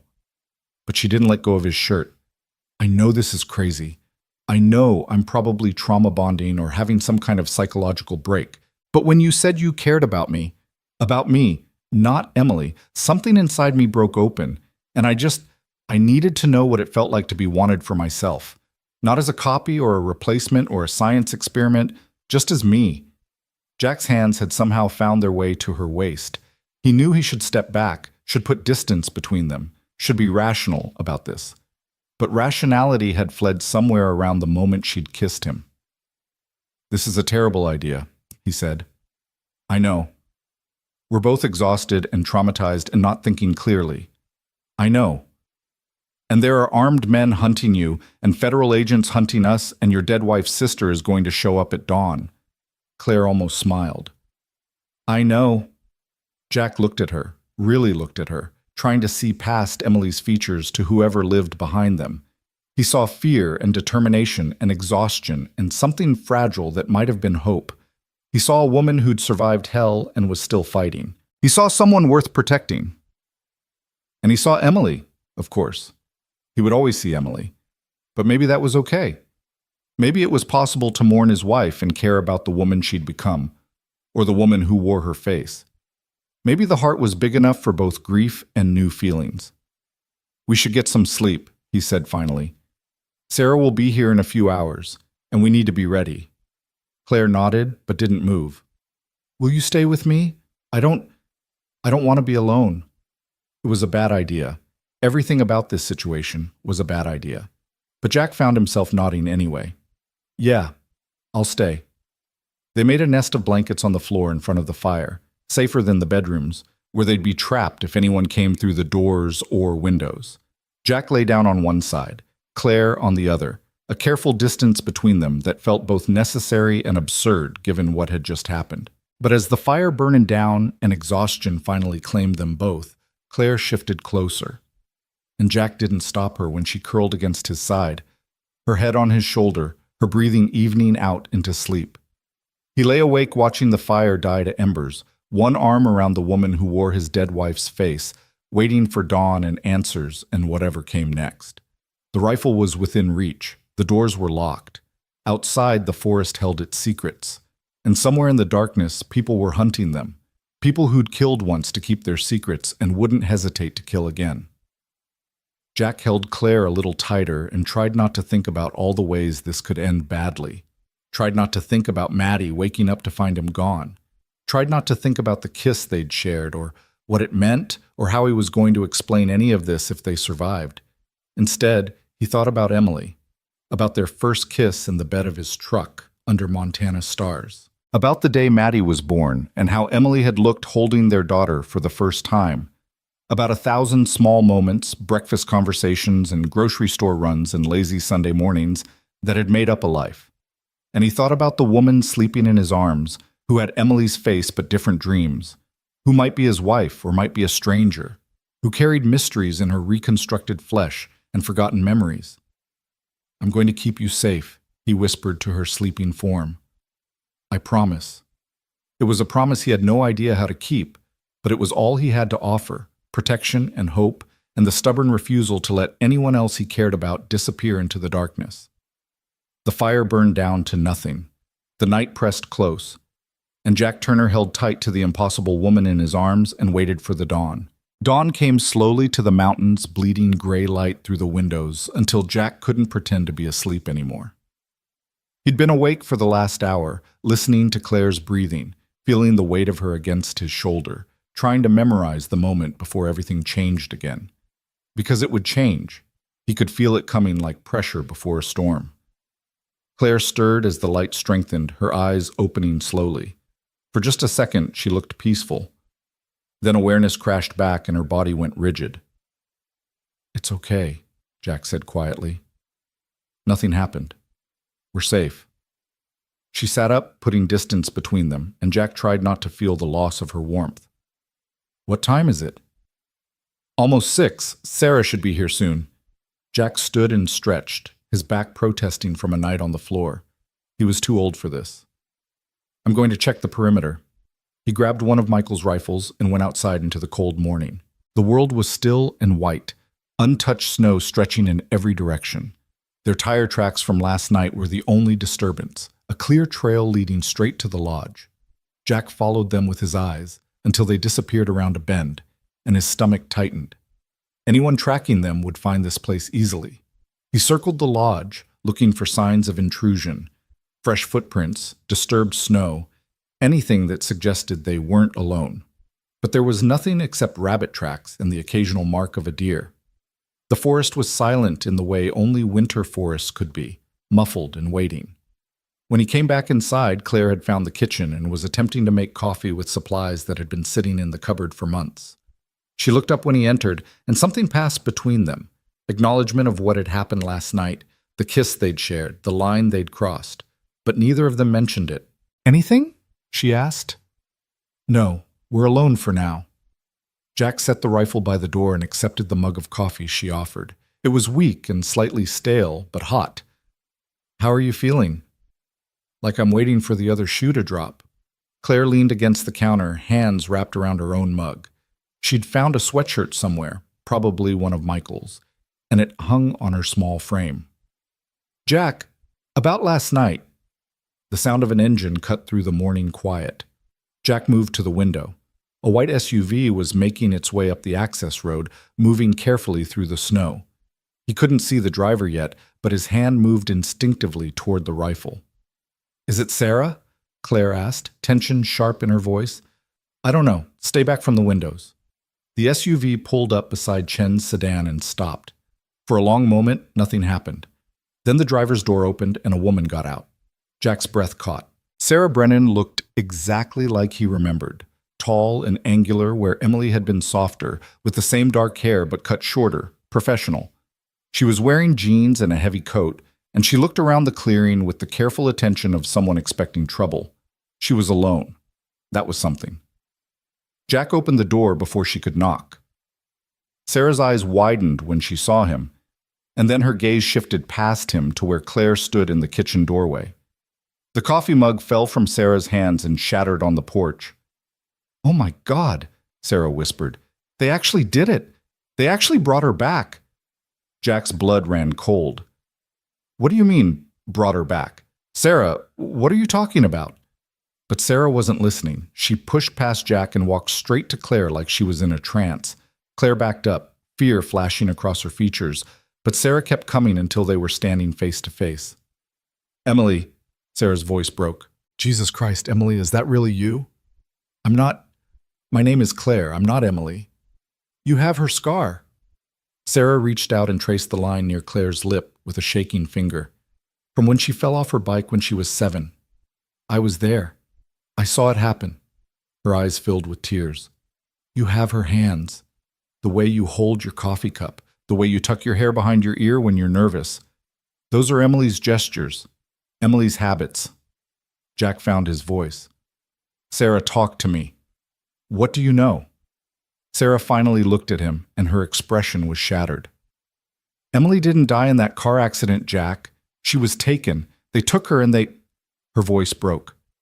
"They made her into something else, someone else, part of some insane government program that was supposed to create perfect new identities for witnesses and assets. But it went wrong. God, it went so wrong." The world tilted sideways. Jack grabbed the counter to steady himself. "That's not possible. I saw her body. I identified her at the morgue." "You saw a body that looked like Emily, but it wasn't her." Sarah's tears were falling freely now. "They came to me 3 days after the funeral, 2 men in black suits with federal credentials. They told me Emily had been part of a classified program, that she'd volunteered to protect someone important. Protect me, actually. My husband had witnessed something, testified against some very dangerous people, and Emily thought they might come after our family. So she made a deal. She'd be their test subject for this experimental program if they'd protect us." Claire made a sound like she'd been punched. No, that's not. I'm not her. I'm Sarah Mitchell. I remember being Sarah Mitchell." "Sarah Mitchell was the cover identity they created for you after the procedure." Sarah moved closer, her voice gentle but insistent. "You were Emily Turner. You had a husband named Jack and a daughter named Maddie. You lived in Silver Ridge and you taught 3rd grade and you made the best apple pie in 3 counties. And you loved your family more than anything in the world." Jack couldn't breathe. The room was spinning. If Emily volunteered, why didn't she tell me? Why let me think she was dead? Because telling you would have put you in danger. The whole point was to die as Emily Turner and be reborn as someone new, someone without connections or history, someone the bad guys couldn't trace back to me. Sarah wiped her eyes. But the procedure didn't work the way they promised. They said she'd keep her memories, just get a new face and identity. But something went wrong during the neural remapping. She started losing pieces of herself, forgetting things, having seizures. The last time I saw her, God, it must be 2 years ago now, she barely recognized me. Said her name was Claire, and she didn't know what I was talking about. Claire was shaking her head, backing away. No, you're lying. You're part of this, trying to manipulate me. I'm not lying. Emily, please, stop calling me that. Claire's voice rose to a shout. I'm not Emily. I don't remember any of this. But you feel it, don't you? Sarah pressed. When you look at Jack and Maddie, when you see their photos, something in you responds, something deeper than memory. Claire's face crumpled. I don't know what I feel.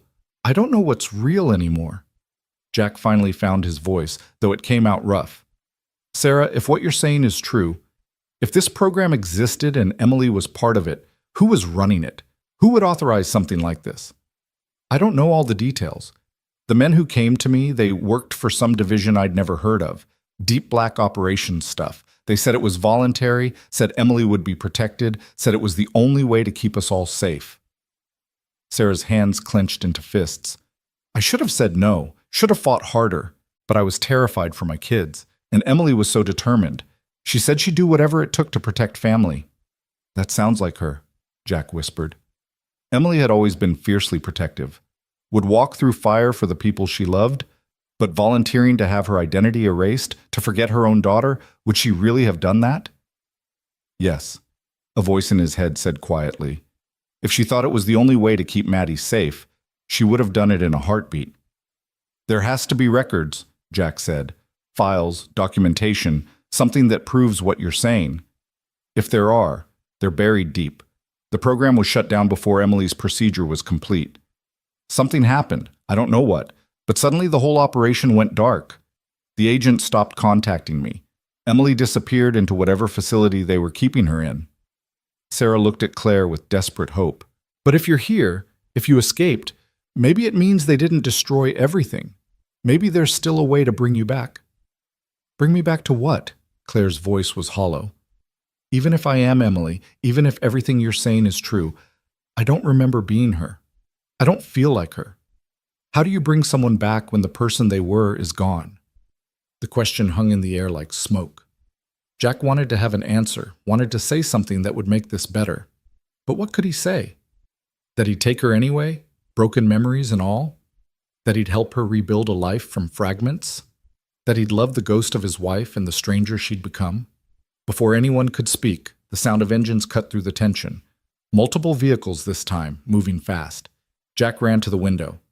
3 black SUVs were tearing up the access road, snow spraying from their tires. No lights, no sirens, just deadly purpose. They found us. Jack grabbed the rifle. Sarah, did you tell anyone you were coming here? No, I swear I didn't. Sarah's face went pale. My phone. God, they must have been tracking my phone. Basement, Jack snapped. There's a root cellar with a trap door. Both of you, get down there now. I'm not hiding while you, Claire started. This isn't a debate. Those are the same people who tried to kidnap you from the hospital. If they get their hands on you again, you're dead. Jack chambered around. So move. Now. Sarah grabbed Claire's arm and pulled her toward the basement stairs. Claire resisted for a moment, her eyes locked on Jack's. Don't die, she said. Not planning on it. Jack tried to smile, but it came out wrong. Go. They disappeared down the stairs. Jack heard them fumbling in the darkness below, and then the creak of the trapdoor opening. He gave them 10 seconds to hide, then turned his attention to the approaching vehicles. They were close now, maybe 200 yards out. Jack could see armed men inside, tactical gear, professional movements, not government agents making an arrest. Killers coming to clean up loose ends. He thought about making a stand, trying to hold them off, but he was one man with a hunting rifle against a team of trained operators. Even if he got lucky and took out a few, they'd overwhelm him eventually, and then they'd find Claire and Sarah in the basement. No, he needed to buy them time to escape, which meant he needed to be somewhere else. Jack grabbed his coat and slipped out the back door. The forest pressed close here, dense pines providing cover. He circled around the lodge, moving as quietly as he could through the snow, and positioned himself behind a fallen log about 50 yards from the clearing. The SUVs pulled up in a semicircle, blocking any escape by vehicle. Doors opened and men poured out, 8 of them, all armed with assault rifles, moving with military precision. They were wearing tactical gear, but no identifying marks. Private contractors, maybe. Or the kind of government operators who didn't officially exist. One man stood out from the others, older, silver-haired, wearing a long coat instead of tactical gear. He surveyed the lodge with the calm confidence of someone in charge. When he spoke, his voice carried across the clearing. "Mr. Turner, we know you're here. We tracked Mrs. Walsh's vehicle. We're not here to hurt anyone, but we do need to retrieve our asset. Make this easy on yourself. Send out the woman called Claire, and we'll leave you and Mrs. Walsh in peace." Jack said nothing. His finger rested on the trigger, waiting. The silver-haired man sighed. "Very well. We'll do this the hard way." He nodded to his team. "Sweep the building. Non-lethal force for Turner and Walsh, but the asset is expendable if she resists. We have what we need from her already." The words hit Jack like ice water. They'd already gotten what they needed from Claire, which meant they'd planned to kill her at the hospital. Would have killed her if Jack hadn't gotten her out. 4 men moved toward the lodge. Jack waited until they were at the door, their attention focused on breaching. Then he fired. The shot cracked across the clearing. 1 man went down, clutching his shoulder. Not a kill shot. Jack wasn't ready to cross that line yet, but enough to scatter the team and announce his position. Return fire erupted immediately. Bullets tore through the log he was hiding behind, sending splinters flying. Jack rolled to the side and came up firing again, forcing them to take cover. "Flank him," someone shouted. "Left side, through the trees." Jack was already moving, falling back deeper into the forest. The snow was deep here, slowing him down, leaving obvious tracks. But it also muffled sound and provided cover. He could hear the men pursuing, crashing through the undergrowth behind him. He'd bought maybe 3 minutes, enough time for Claire and Sarah to escape through the root cellar's exterior entrance and make it to Sarah's SUV. If they were smart, if they moved fast, they could be gone before the team realized the lodge was empty. A bullet whined past Jack's head, close enough that he felt the displacement of air. He dove behind a tree and returned fire blindly, then kept moving. His lungs burned. His legs ached. He was a firefighter, not a soldier, and he was badly outmatched. Something hit him from the side, a tackle that drove him into the snow. Jack lost his grip on the rifle and found himself grappling with one of the operators, a younger man with cold eyes and quick hands. They rolled through the snow, fighting for position. Jack got an elbow into the man's throat and bought himself space. He scrambled for the rifle, but the operator recovered faster and kicked it away. Then he was on Jack again, and this time there was a knife. The blade came down in a silver arc. Jack caught the man's wrist, but the operator was stronger, younger, trained for this. The knife descended slowly despite Jack's resistance, the point aimed at his throat. "This is it," Jack thought with strange clarity. "This is how I die." In the snow, in the mountains, never knowing if Claire was really Emily, never seeing Maddie again, never. The gunshot was deafening. The operator jerked and fell sideways, blood blooming on his shoulder. Jack looked up to see Claire standing 20 feet away, Sarah's service weapon. Had she been carrying? Held in shaking hands. "Get away from him!" Claire's voice was high and sharp. "Get away, or I'll kill you!" The operator raised his hands and backed away slowly. More men were converging through the trees, but they'd stopped advancing when Claire fired. Nobody wanted to die for a paycheck. Jack got to his feet, his heart hammering. "I told you to run. And I don't take orders well." Claire kept the gun trained on the operator. Sarah got the SUV started. "We're leaving. All of us. Now." "Miss Mitchell, or should I say Mrs. Turner." The silver-haired man had followed his team into the forest and now stood at the edge of the clearing, hands in his coat pockets, looking remarkably unconcerned about the gun pointed in his general direction. "You've caused us considerable trouble, but it's over now. Come with us quietly, and we'll ensure your husband and child are protected." "My husband is dead," Jack said coldly, "and you're not getting near my daughter." "Not that daughter, Mrs. Turner's other child, the one she was carrying when we began the procedure." The man smiled, and it was the cruelest expression Jack had ever seen. "Did she not mention it? She was 8 weeks pregnant. We preserved the fetus during the neural remapping. The child is in a facility under our care, 3 years old now, healthy, waiting for her mother." The world stopped. Claire made a sound like an animal in pain.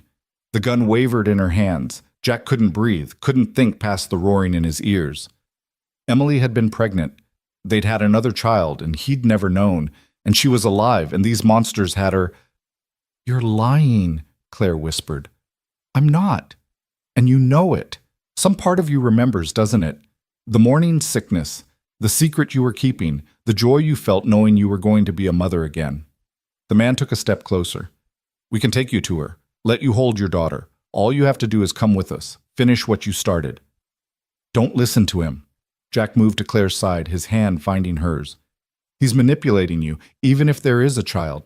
There is. The certainty in Claire's voice made Jack's heart crack. I don't remember it clearly, but I feel it. Empty, like something was taken from me that I can't name. She looked at Jack with tears streaming down her face. What if he's telling the truth? What if I have a daughter out there? Then we find her, but not by surrendering to the people who stole your life.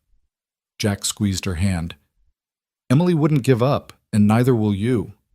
Something shifted in Claire's expression. Steel replacing fear. She turned back to the silver-haired man and raised the gun with steady hands.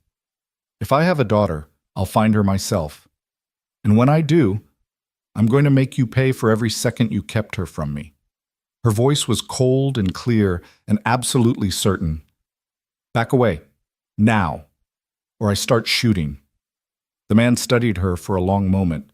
Then he smiled again, that same cruel smile. You've remembered who you are. Good. That makes this more interesting. He gestured to his team. Let them go. Sir? One of the operators protested. Let them go. The man's eyes never left Claire's face. Mrs. Turner has proven herself worthy of the hunt. And now that she knows what we have, she'll come to us eventually. They always do. The operators backed away slowly, weapons lowered but not holstered. Jack grabbed his rifle from the snow and kept it trained on them as he and Claire retreated through the trees. His mind was racing, trying to process everything that had just happened. They reached the clearing where Sarah had the SUV running. Claire climbed in without a word, her face blank with shock. Jack got in beside her and Sarah gunned the engine before he even had his door closed. They tore down the access road, fishtailing on the snow, expecting at any moment to hear the sound of pursuit. But the black SUVs stayed where they were. True to the silver-haired man's word, they were letting them go. Because why chase them when Claire would come back on her own? They drove in silence for 10 minutes before Sarah finally spoke. Is it true? Was Emily pregnant? I don't know. Jack's voice sounded hollow. She never told me. But if she volunteered for that program knowing she was carrying our child, he couldn't finish. The betrayal cut too deep. She did it to protect Maddie, Claire said quietly. She was staring out the window at the passing trees, but Jack knew she wasn't really seeing them. I can feel it. The decision. The fear. She knew the people after Sarah's family wouldn't stop, knew they'd eventually find a way to get to Maddie, so she made herself the target, drew them away by becoming someone else. And got pregnant in the process? Jack's hands clenched into fists. How does that timeline even work? The procedure took months, Sarah said. They didn't do everything at once. First was the facial reconstruction, then the psychological conditioning, then the memory work. If Emily was newly pregnant when she started, she could have been 4 or 5 months along before they finished. And they just took the baby. Jack's voice broke. Took her from Emily's womb and kept her. Raised her in God knows what kind of facility. What kind of monsters? The kind that think they're above the law, Sarah said bitterly. The kind that can make people disappear and call it national security. Claire's hands were pressed against her stomach, and Jack realized she was crying silently. He reached for her, but she flinched away. Don't, please, I can't. She took a shuddering breath. There's a child out there. My child. Our child. And I don't remember her. I don't remember carrying her or feeling her kick or making plans for her. They stole that from me. Stole all of it. Then we get her back, Jack said, with fierce certainty. I don't care what it takes. We find our daughter and we bring her home. How? We don't even know where she is, and every agency that might help us is either compromised or will arrest us on sight. Claire looked at him with red-rimmed eyes. Jack, I'm remembering things. Little flashes, being strapped to a table, needles in my spine. A doctor telling me the baby was healthy, that they'd take good care of her. I begged them to let me hold her, just once. They said no. Her voice cracked completely. They said it would interfere with the procedure. that I needed to forget her to become someone new, and I did. I forgot my own child. Jack pulled her into his arms despite her resistance, and this time she didn't pull away. She collapsed against him, sobbing with grief that was 3 years old and fresh as an open wound. Sarah drove on through the mountains, following roads that wound through endless forest. Behind them, the lodge disappeared into the trees. Ahead, the future stretched out uncertain and dangerous. But for now, in this moment, Jack held the woman who was and wasn't his wife, while she mourned for the daughter they'd never known existed. And somewhere in a facility hidden from the world, a 3-year-old girl played and laughed and lived, unaware that her mother was remembering her at last, unaware that her family was coming for her. The silver-haired man had been right about one thing. Claire would go back. They all would. Not because they were caught or outmaneuvered, but because family was worth any risk, worth any sacrifice. Emily Turner had proven that 3 years ago when she'd volunteered to die. Now it was Jack and Claire's turn to prove it, to walk into the darkness willingly, knowing they might not come out, but they'd bring their daughter home, or die trying. They drove until the gas tank showed empty and Sarah's hands were shaking too badly to grip the wheel. A small town materialized out of the Montana wilderness like something from another era. Population maybe 300, one gas station, a diner with a broken neon sign. The kind of place where strangers were noticed, but questions weren't asked if you paid cash. Sarah pulled into the gas station and killed the engine. For a long moment, none of them moved. They sat in the SUV watching snow begin to fall again, each lost in their own thoughts, their own horror at what they'd learned. Finally, Jack spoke. "We need a plan. We can't just drive in circles until they find us again." "There is no plan." Claire's voice was flat, emptied out. "They have my daughter. They'll keep using her as leverage until I surrender." "Then we take away their leverage." Jack turned in his seat to face her. "We find out where they're keeping her and we get her out." "How?" "We don't have resources. We don't have allies. We don't even know who we're fighting." Claire pressed her palms against her eyes. "That man at the lodge? He had military contractors, government access, the ability to track us anywhere. We're 3 people in a stolen car. What chance do we have?" "The chance that we're willing to die for this, and they're just doing a job." Jack's voice was hard. "That has to count for something." Sarah had been silent since they left the mountains, but now she cleared her throat.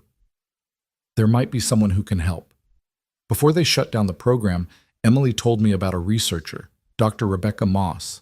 She was part of the neural mapping team, but she had ethical concerns about what they were doing.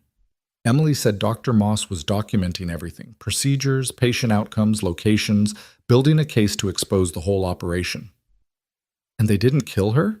Claire asked. "Maybe they tried. Maybe she went into hiding.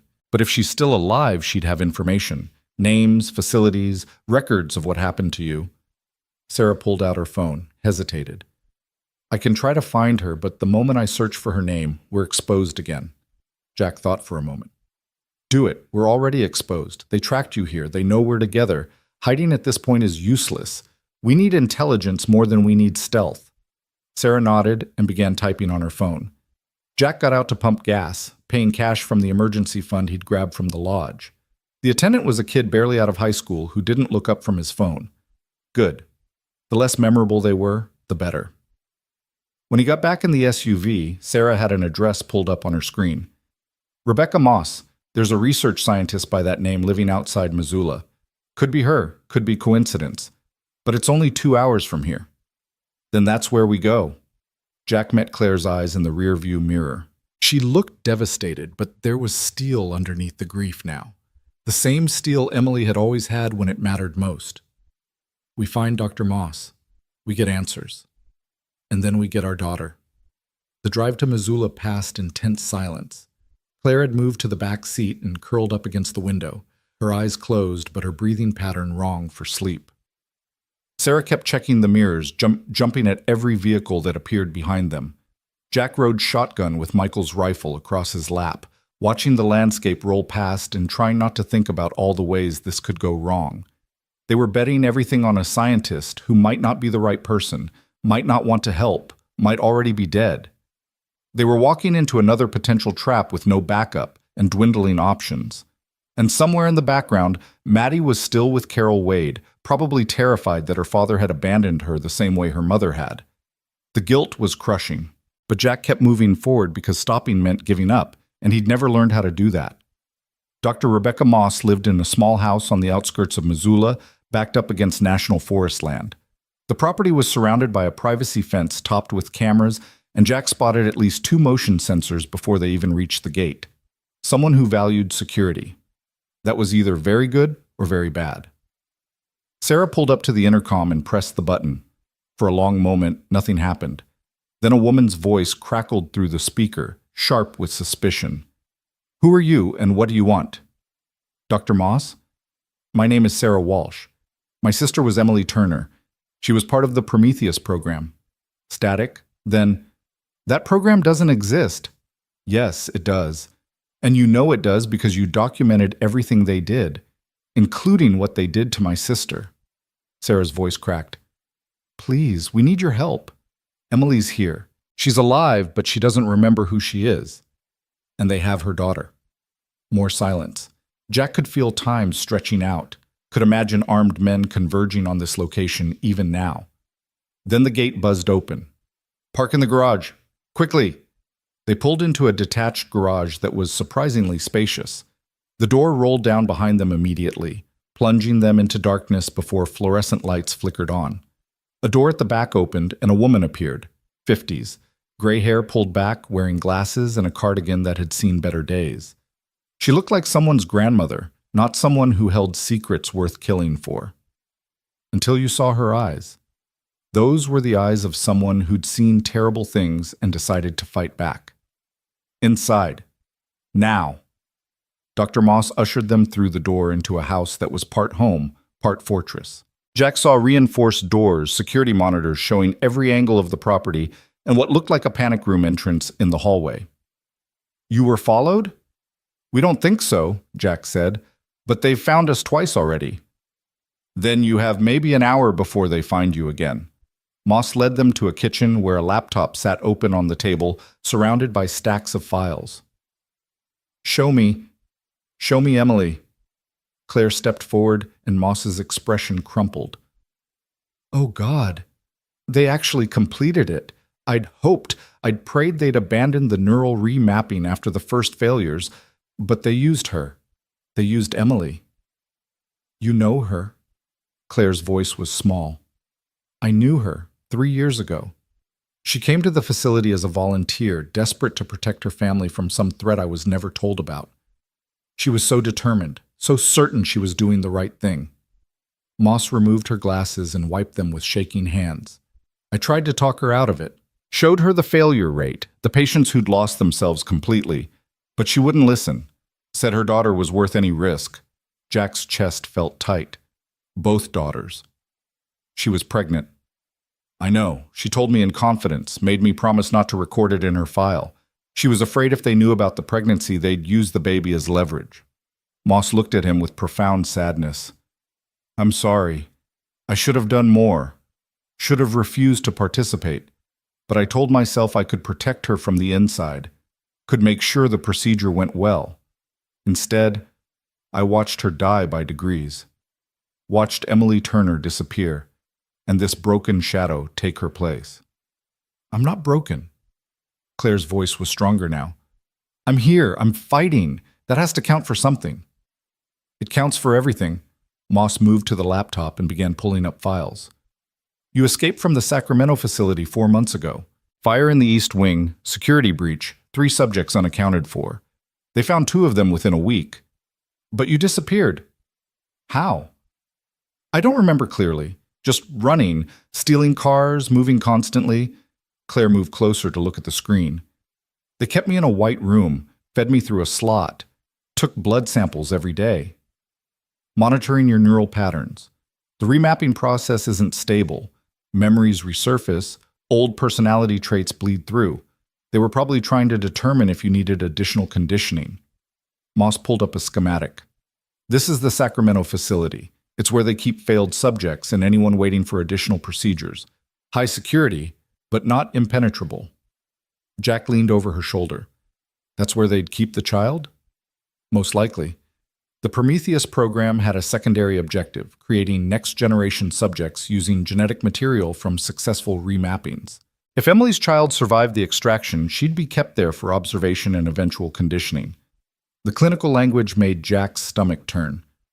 She's 3 years old. They're conditioning a 3-year-old? They're preparing her for eventual integration into a new identity. It's monstrous, but from their perspective, it's efficiency. Moss's expression was grim.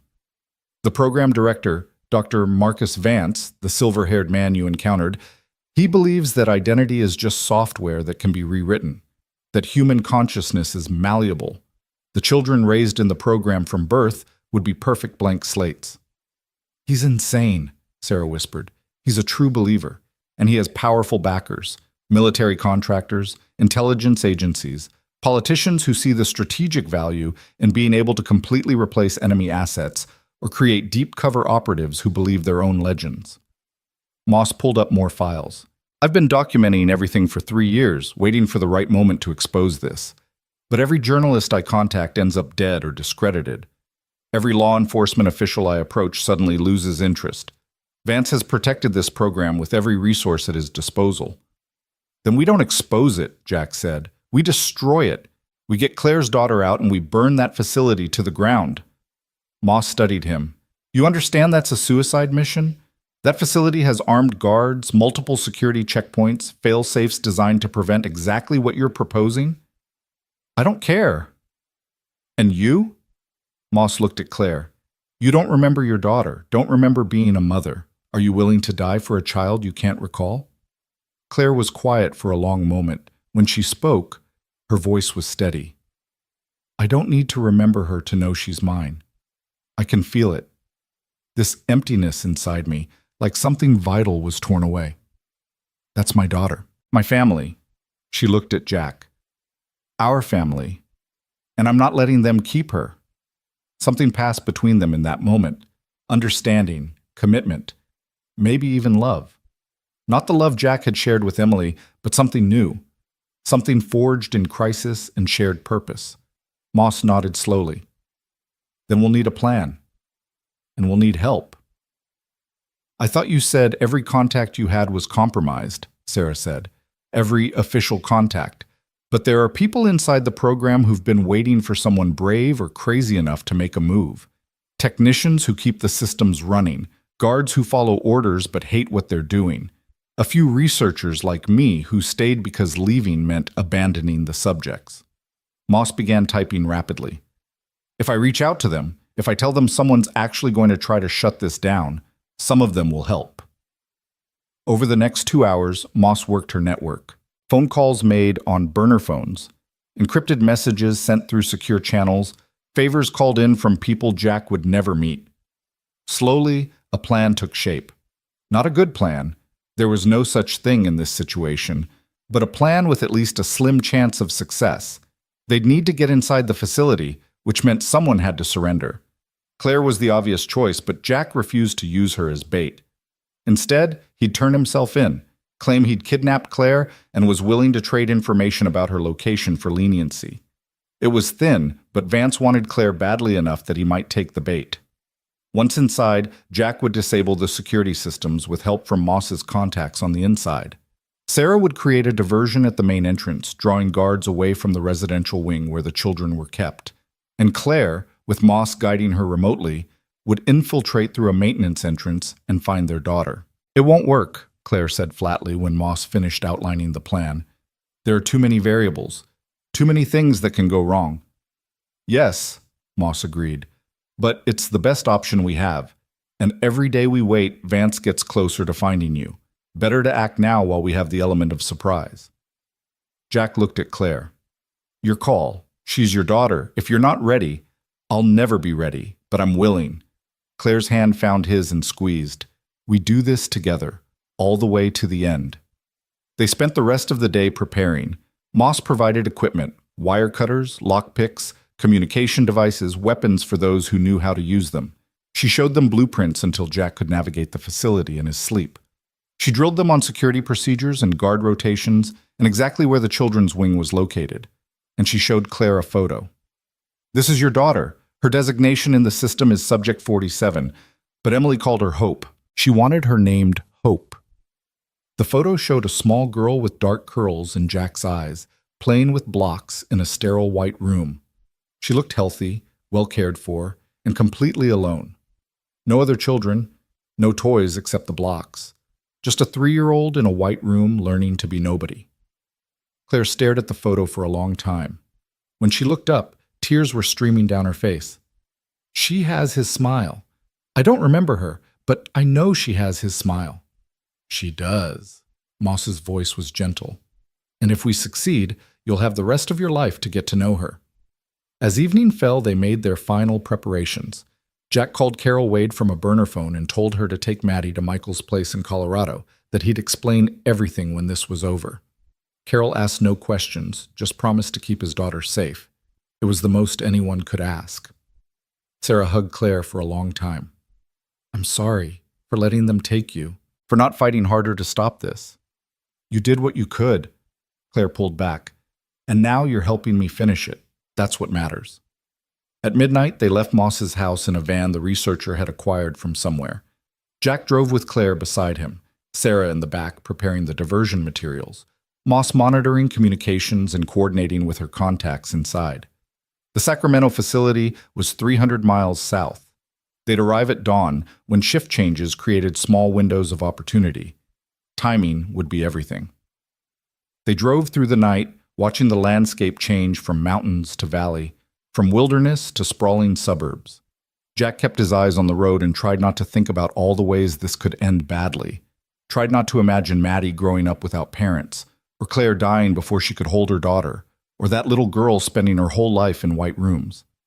Instead, he thought about Emily, about the woman she'd been, fierce and loving and willing to sacrifice everything for family.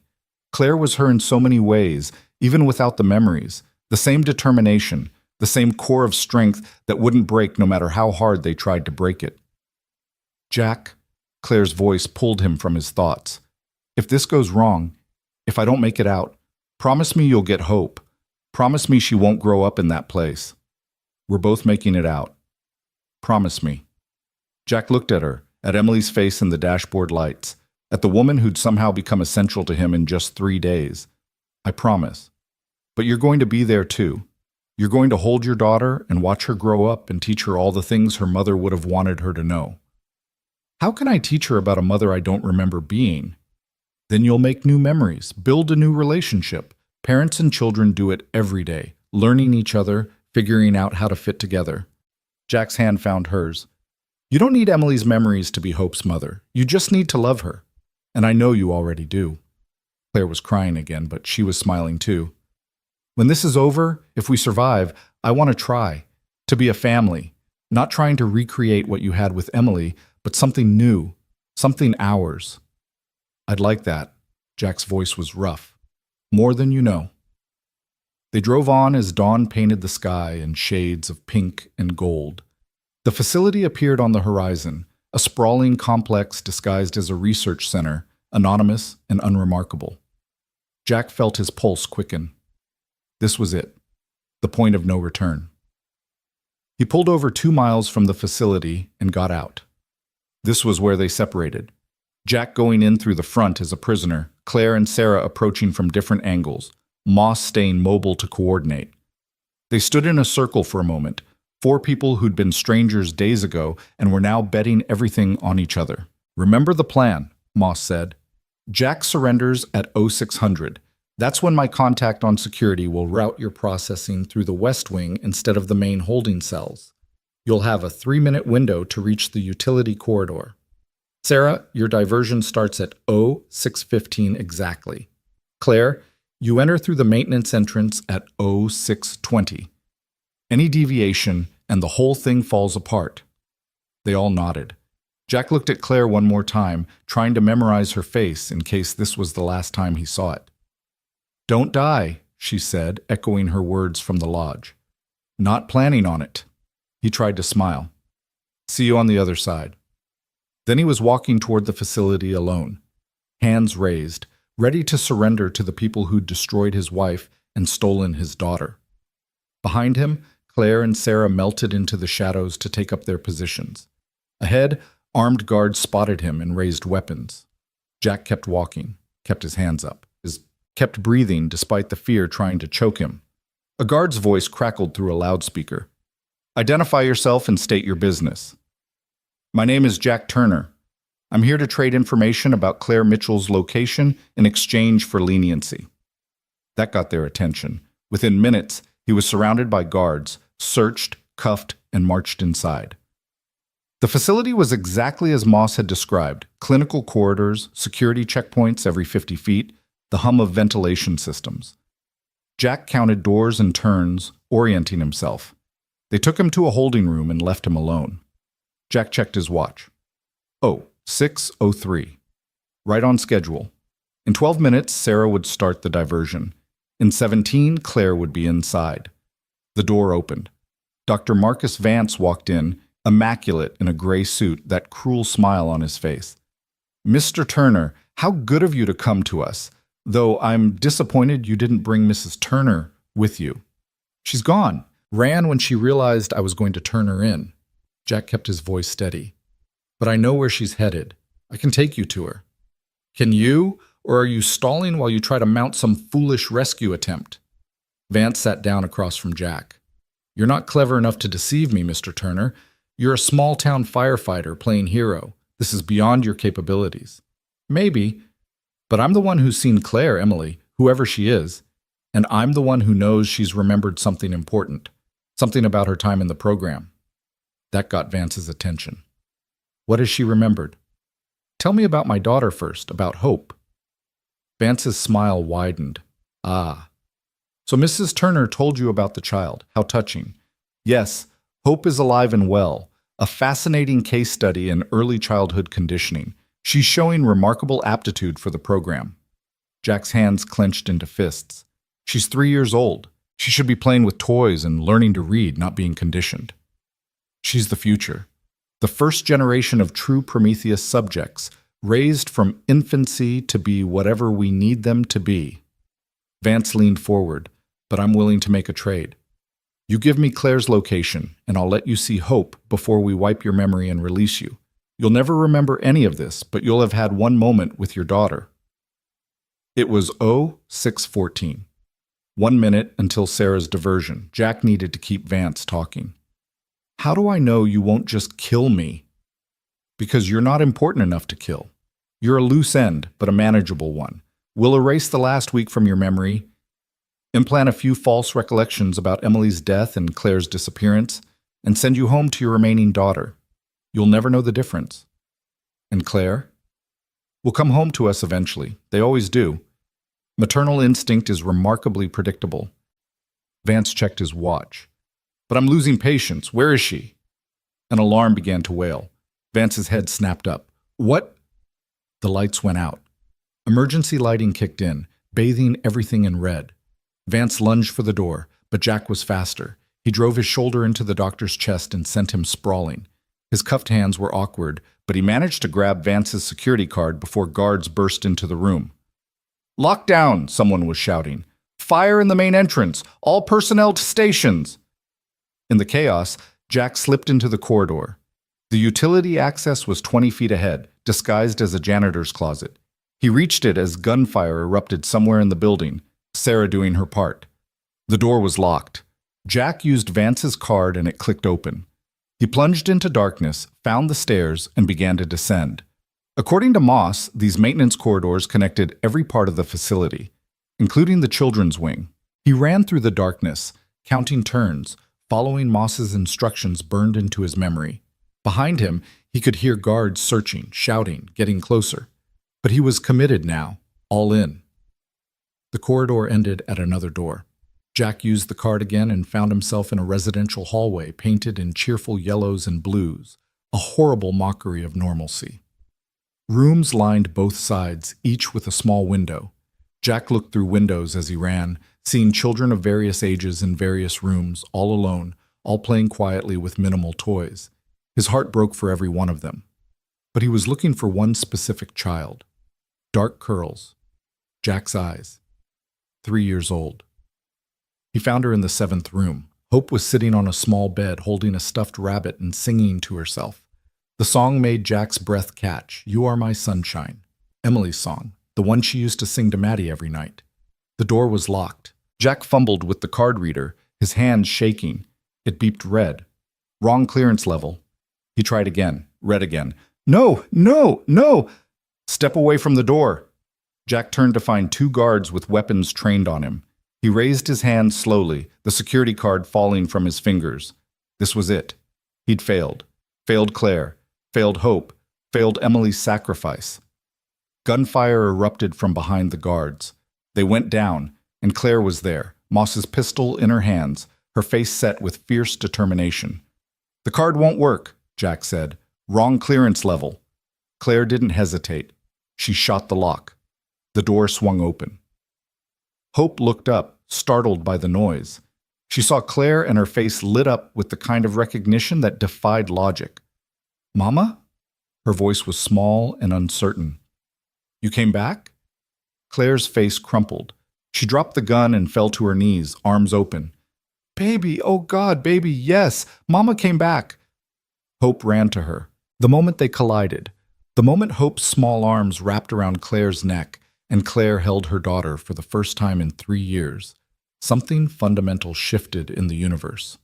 Jack saw it happen, saw Claire's face transform, saw tears streaming down both their faces, saw a mother and daughter finding each other across an impossible distance.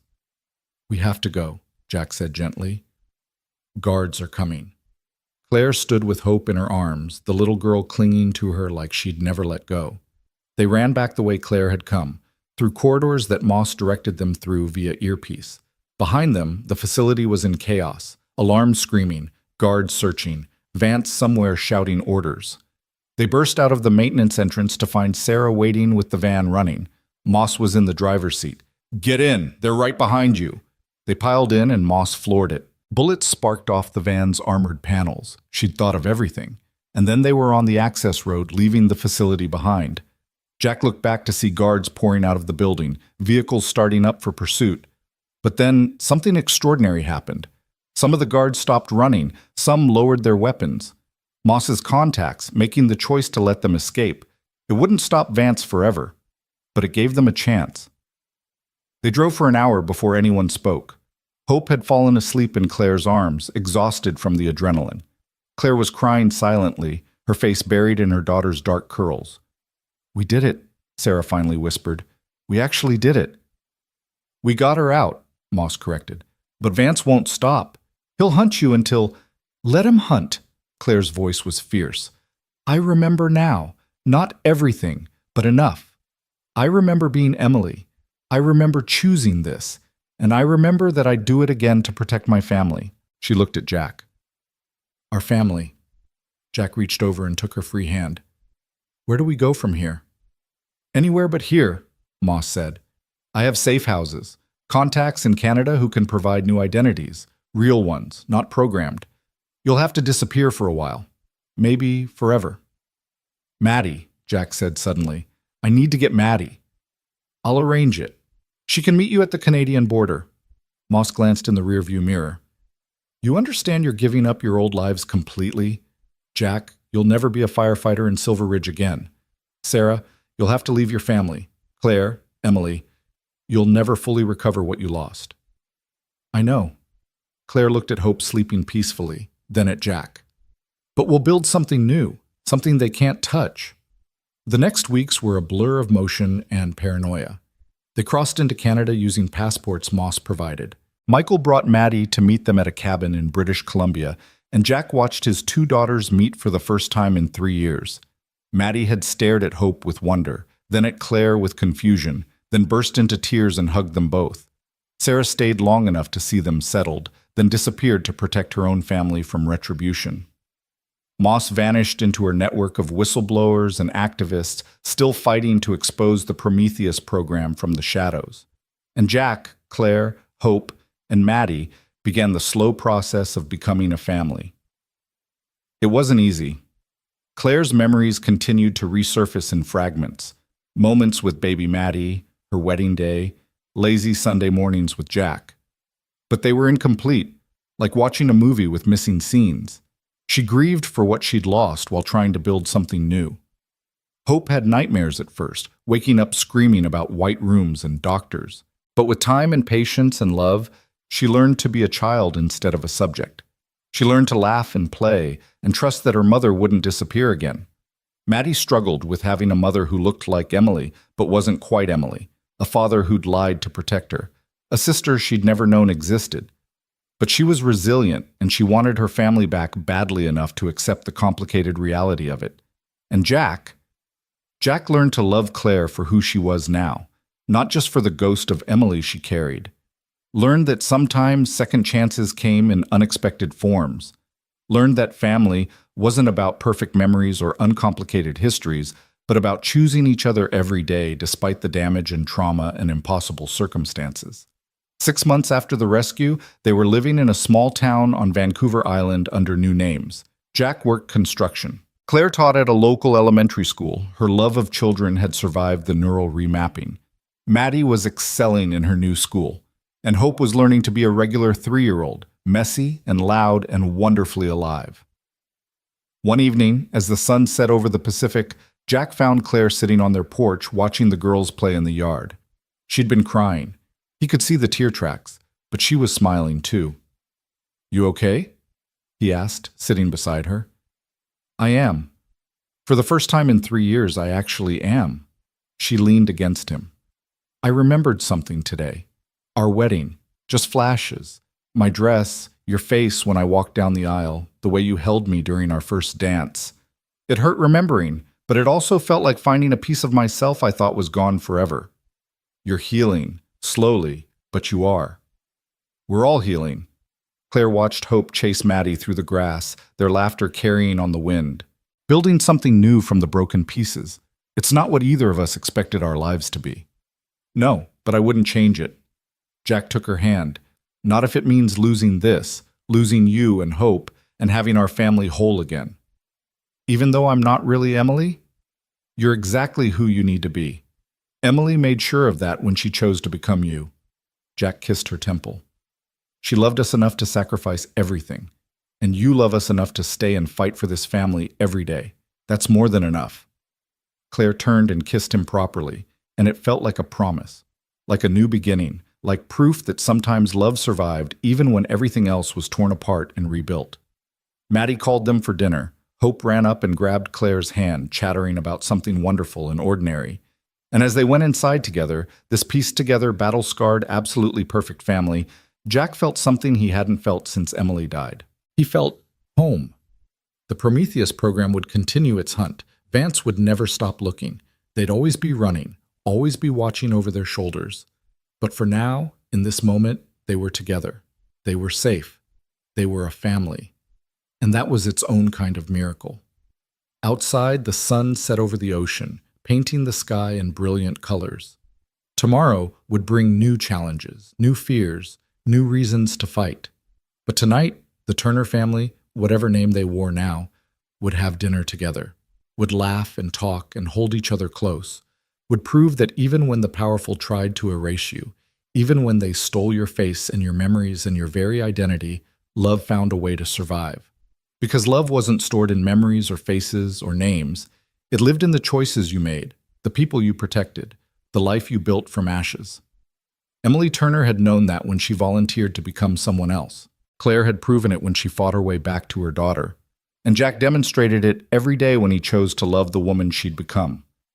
Their story wasn't over, but the worst was behind them. And ahead was life, messy and complicated and beautiful, exactly as it should be. In the kitchen, Hope laughed at something Maddie said. Claire called out that dinner was ready. And Jack Turner, once a small-town firefighter who thought he knew what loss meant, held his family close and finally understood what Emily had sacrificed everything to protect. Not just survival, but the chance to love again, the chance to be whole, the chance for hope. And in the end, that had always been worth fighting for.